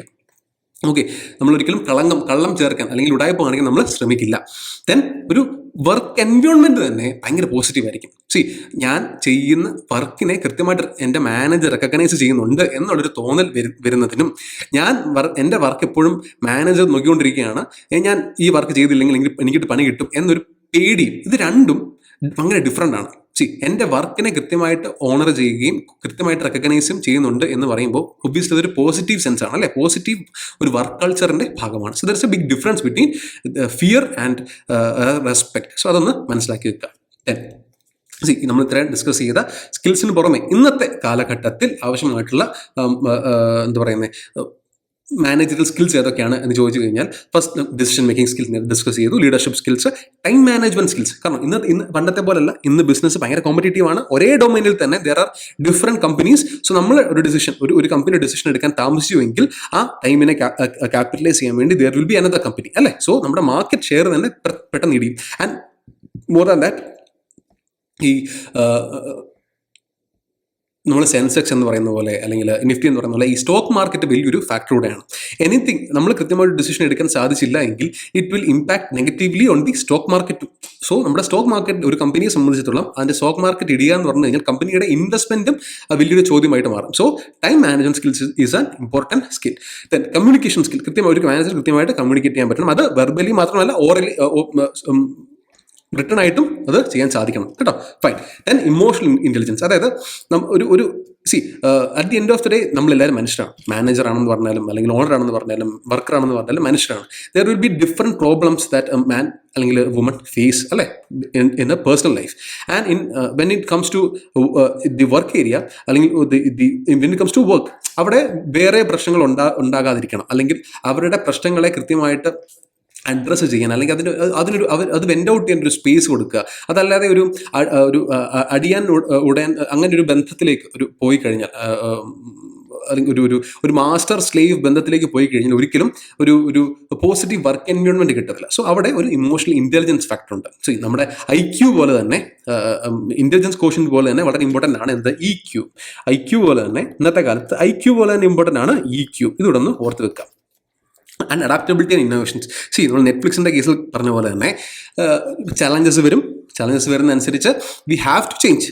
നമ്മൾ ആ ചേഞ്ച് ചെയ്തില്ല എങ്കിൽ ഒരുപക്ഷെ നമ്മുടെ ബിസിനസ്, നമ്മുടെ പേഴ്സണൽ രീതി മാത്രമല്ല, നമ്മുടെ ബിസിനസ് വരെ ഒരുപക്ഷെ ഒരു വലിയ രീതിയിൽ അതിനെ നെഗറ്റീവ്ലി ഇമ്പാക്ട് ചെയ്യും. സോ ഒരിക്കലും ഒരു ബിസിനസ്സിന് തുടങ്ങി അതേ രീതിയിൽ തന്നെ 100 കൊല്ലം നടത്തിക്കൊണ്ടുപോകാൻ സാധിക്കത്തില്ല. കാലം മാറും, ആൾക്കാരുടെ ആവശ്യങ്ങൾ മാറും, അല്ലെ, മാർക്കറ്റ് ഡിമാൻഡ്സ് മാറും, പ്രൈസസ് മാറും. സോ ഒബ്വിയസ്ലി മാറുന്ന രീതിയിൽ നമ്മൾ ആ പ്രൊഡക്റ്റിനെ മാറ്റിക്കൊണ്ടേ ഇരിക്കണം. അങ്ങനെ മാറ്റിയാൽ മാത്രമേ നമുക്ക് നിലനിൽക്കാൻ സാധിക്കത്തുള്ളൂ. ഓക്കെ, ഇപ്പോൾ ഒരു പ്രൊഡക്റ്റ്, ഇപ്പം നമുക്കറിയാം, സാധാരണ ഒരു ദോശ മാത്രമാണ് വിറ്റ് പോന്നിരുന്നതെങ്കിൽ ഒരു കുഴപ്പമില്ല. ഇന്ന് നമുക്ക് ദോശയ്ക്ക് തന്നെ പല വെറൈറ്റീസ് ഉണ്ട്. സോ ഒരു വളരെ സിമ്പിളായിട്ട് പറയുകയാണെങ്കിൽ വെജ് റെസ്റ്റോറൻറ്റ്സുകൾ തമ്മിൽ എങ്ങനെയാണ് ഡിഫറൻഷിയേറ്റ് ചെയ്യുന്നതെന്ന് വെച്ച് കഴിഞ്ഞാൽ എത്രത്തോളം ഡിഫറെൻറ്റ് ദോശകൾ കൊടുക്കുന്നു ഉള്ളതാണ്. ഒരു സാധാ വെജ് റെസ്റ്റോറൻറ്റിൽ സാധാ ദോശ കാണും, മസാല ദോശ കാണും, നെയ് റോസ്റ്റ് കാണും, ഇതിനപ്പുറം ഒന്നും കാണില്ല. എന്നാൽ ഒരു റെസ്റ്റോറൻറ്റ് മറ്റു റെസ്റ്റോറൻറ്റിനേക്കാൾ ഡിഫറെൻറ്റ്, കാരണം ആൾക്കാർ ഡിഫറെൻറ്റ് സാധനങ്ങൾ ടേസ്റ്റ് ചെയ്യാൻ, ഡിഫറെൻറ്റ് കാര്യങ്ങൾ എക്സ്പീരിയൻസ് ചെയ്യാൻ റെഡിയാണ്, അല്ലേ?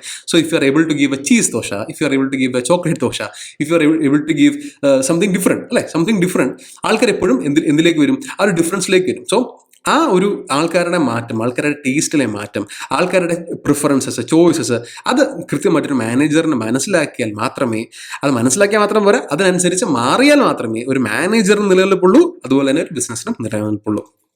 So adaptability and innovation skills are the very, very most important skills right now. കാരണം 20 കൊല്ലം മുമ്പ് ലോകം മാറുന്ന റേറ്റിലല്ല ഇന്ന് മാറുന്നത്. ഇന്ന് ടെക്നോളജി മാറുകയാണ്, ഇന്ന് ആൾക്കാരുടെ ഫാഷൻ സെൻസ് മാറുകയാണ്, ഇന്ന് ആൾക്കാരുടെ പ്രിഫറൻസസ് മാറുകയാണ്. That too in a day to day basis, അല്ലേ? 10 കൊല്ലം മുമ്പ് നമുക്കൊരിക്കലും ഇത്രയും വലിയൊരു ഫാഷൻ ചേഞ്ച് ഉണ്ടായിട്ടിരുന്നില്ല, അല്ലേ? അന്ന് ആൾക്കാർ ഇട്ടുകൊണ്ടിരുന്ന ചുരിദാർ തന്നെയായിരുന്നു. കൂടിപ്പോയി സൽവാർ കമ്മീസിലേക്ക്, അല്ലെങ്കിൽ ഒരു എന്താ പറയുന്നത്, ഒരു സാരി ചുരിദാർ എന്ന തരത്തിലേക്ക് പെണ്ണുങ്ങളും, മുണ്ട് ഷർട്ട് അല്ലെങ്കിൽ മുണ്ട് പാൻറ് ടീഷർട്ട് എന്ന രീതിയിൽ ആണുങ്ങളും വന്നു. ഇന്ന് അങ്ങനെയല്ല. ഇന്ന് ആ ചേഞ്ച് വളരെ വലുതാണ്. ഇന്ന് നമ്മൾ വെറുതെ ഒന്ന് മെട്രോയിൽ കയറുകയും വെറുതെ ഒന്ന് വെളിയിൽ ഇറങ്ങിയാൽ തന്നെ മോഡൽസ് നടക്കുന്ന പോലെയാണ് പല ആൾക്കാരും നടക്കുന്നത്, അല്ലേ? People love to dress up. So ആ രീതിയിൽ അവർക്ക് കാലം മാറുന്നതനുസരിച്ച് ആവശ്യങ്ങൾ ഉണ്ടാകുന്ന രീതിയിൽ നമ്മൾ അവർക്ക് ആവശ്യമായിട്ടുള്ള പാരൽസ് കൊടുത്തില്ല എങ്കിൽ ഒബ്വിയസ്ലി നമ്മുടെ കച്ചവടം പൂട്ടിപ്പോകും. സോ ഒബ്വിയസ്ലി കാലം മാറുന്നത് എന്താണെന്ന് മനസ്സിലാക്കണം, അല്ലെ? മാക്സിമം ഇൻഫർമേഷൻസ് ഗ്യാദർ ചെയ്യണം, അതിനെ കൃത്യമായിട്ട് പ്രോസസ്സ് ചെയ്ത് അനലൈസ് ചെയ്തിട്ട് ആ മാറ്റത്തിനെ അഡാപ്റ്റ് ചെയ്ത് ഇന്നോവേറ്റീവ് ആയിട്ട് സൊല്യൂഷൻസുമായിട്ട് നമുക്ക് വെളിയിലേക്ക് വന്നാൽ മാത്രമേ ഒരു ബിസിനസ്സിന് നിലനിൽപ്പുള്ളൂ. Okay, so that's it for today. നമുക്കറിയാം കുറേ അധികം കാര്യങ്ങൾ നമ്മൾ ഡിസ്കസ് ചെയ്തു. Examination point of view important ആയിട്ടുള്ള ടോപ്പിക്കാണ്, വളരെ ഹൈലി തിയറിറ്റിക്കലാണ്. സോ ദാറ്റ് മാക്സിമം എക്സാമ്പിൾ ചെയ്യാൻ നിങ്ങൾക്ക് പറഞ്ഞു തന്നിട്ടുണ്ട്. അത് പഠിക്കുന്ന സമയത്ത് അതൊന്ന് റിലേറ്റ് ചെയ്ത് പഠിക്കുക. So that's it for today. എന്തെങ്കിലും ഇഷ്യൂസ് ഉണ്ട് എങ്കിൽ അത് എന്ത് ചെയ്യണം, ഒന്ന് കൃത്യമായിട്ടൊന്ന് കമ്മ്യൂണിക്കേറ്റ് ചെയ്യുകയാണെങ്കിൽ, if you want me to change ഏതെങ്കിലും രീതിയിൽ ക്ലാസ്സസ് ഒന്ന് കൂടുതൽ മാറ്റങ്ങൾ ആവശ്യമുണ്ട് എങ്കിൽ just make sure that you communicate when the classes up, so that I can make the adjustments too. Okay, so thank you.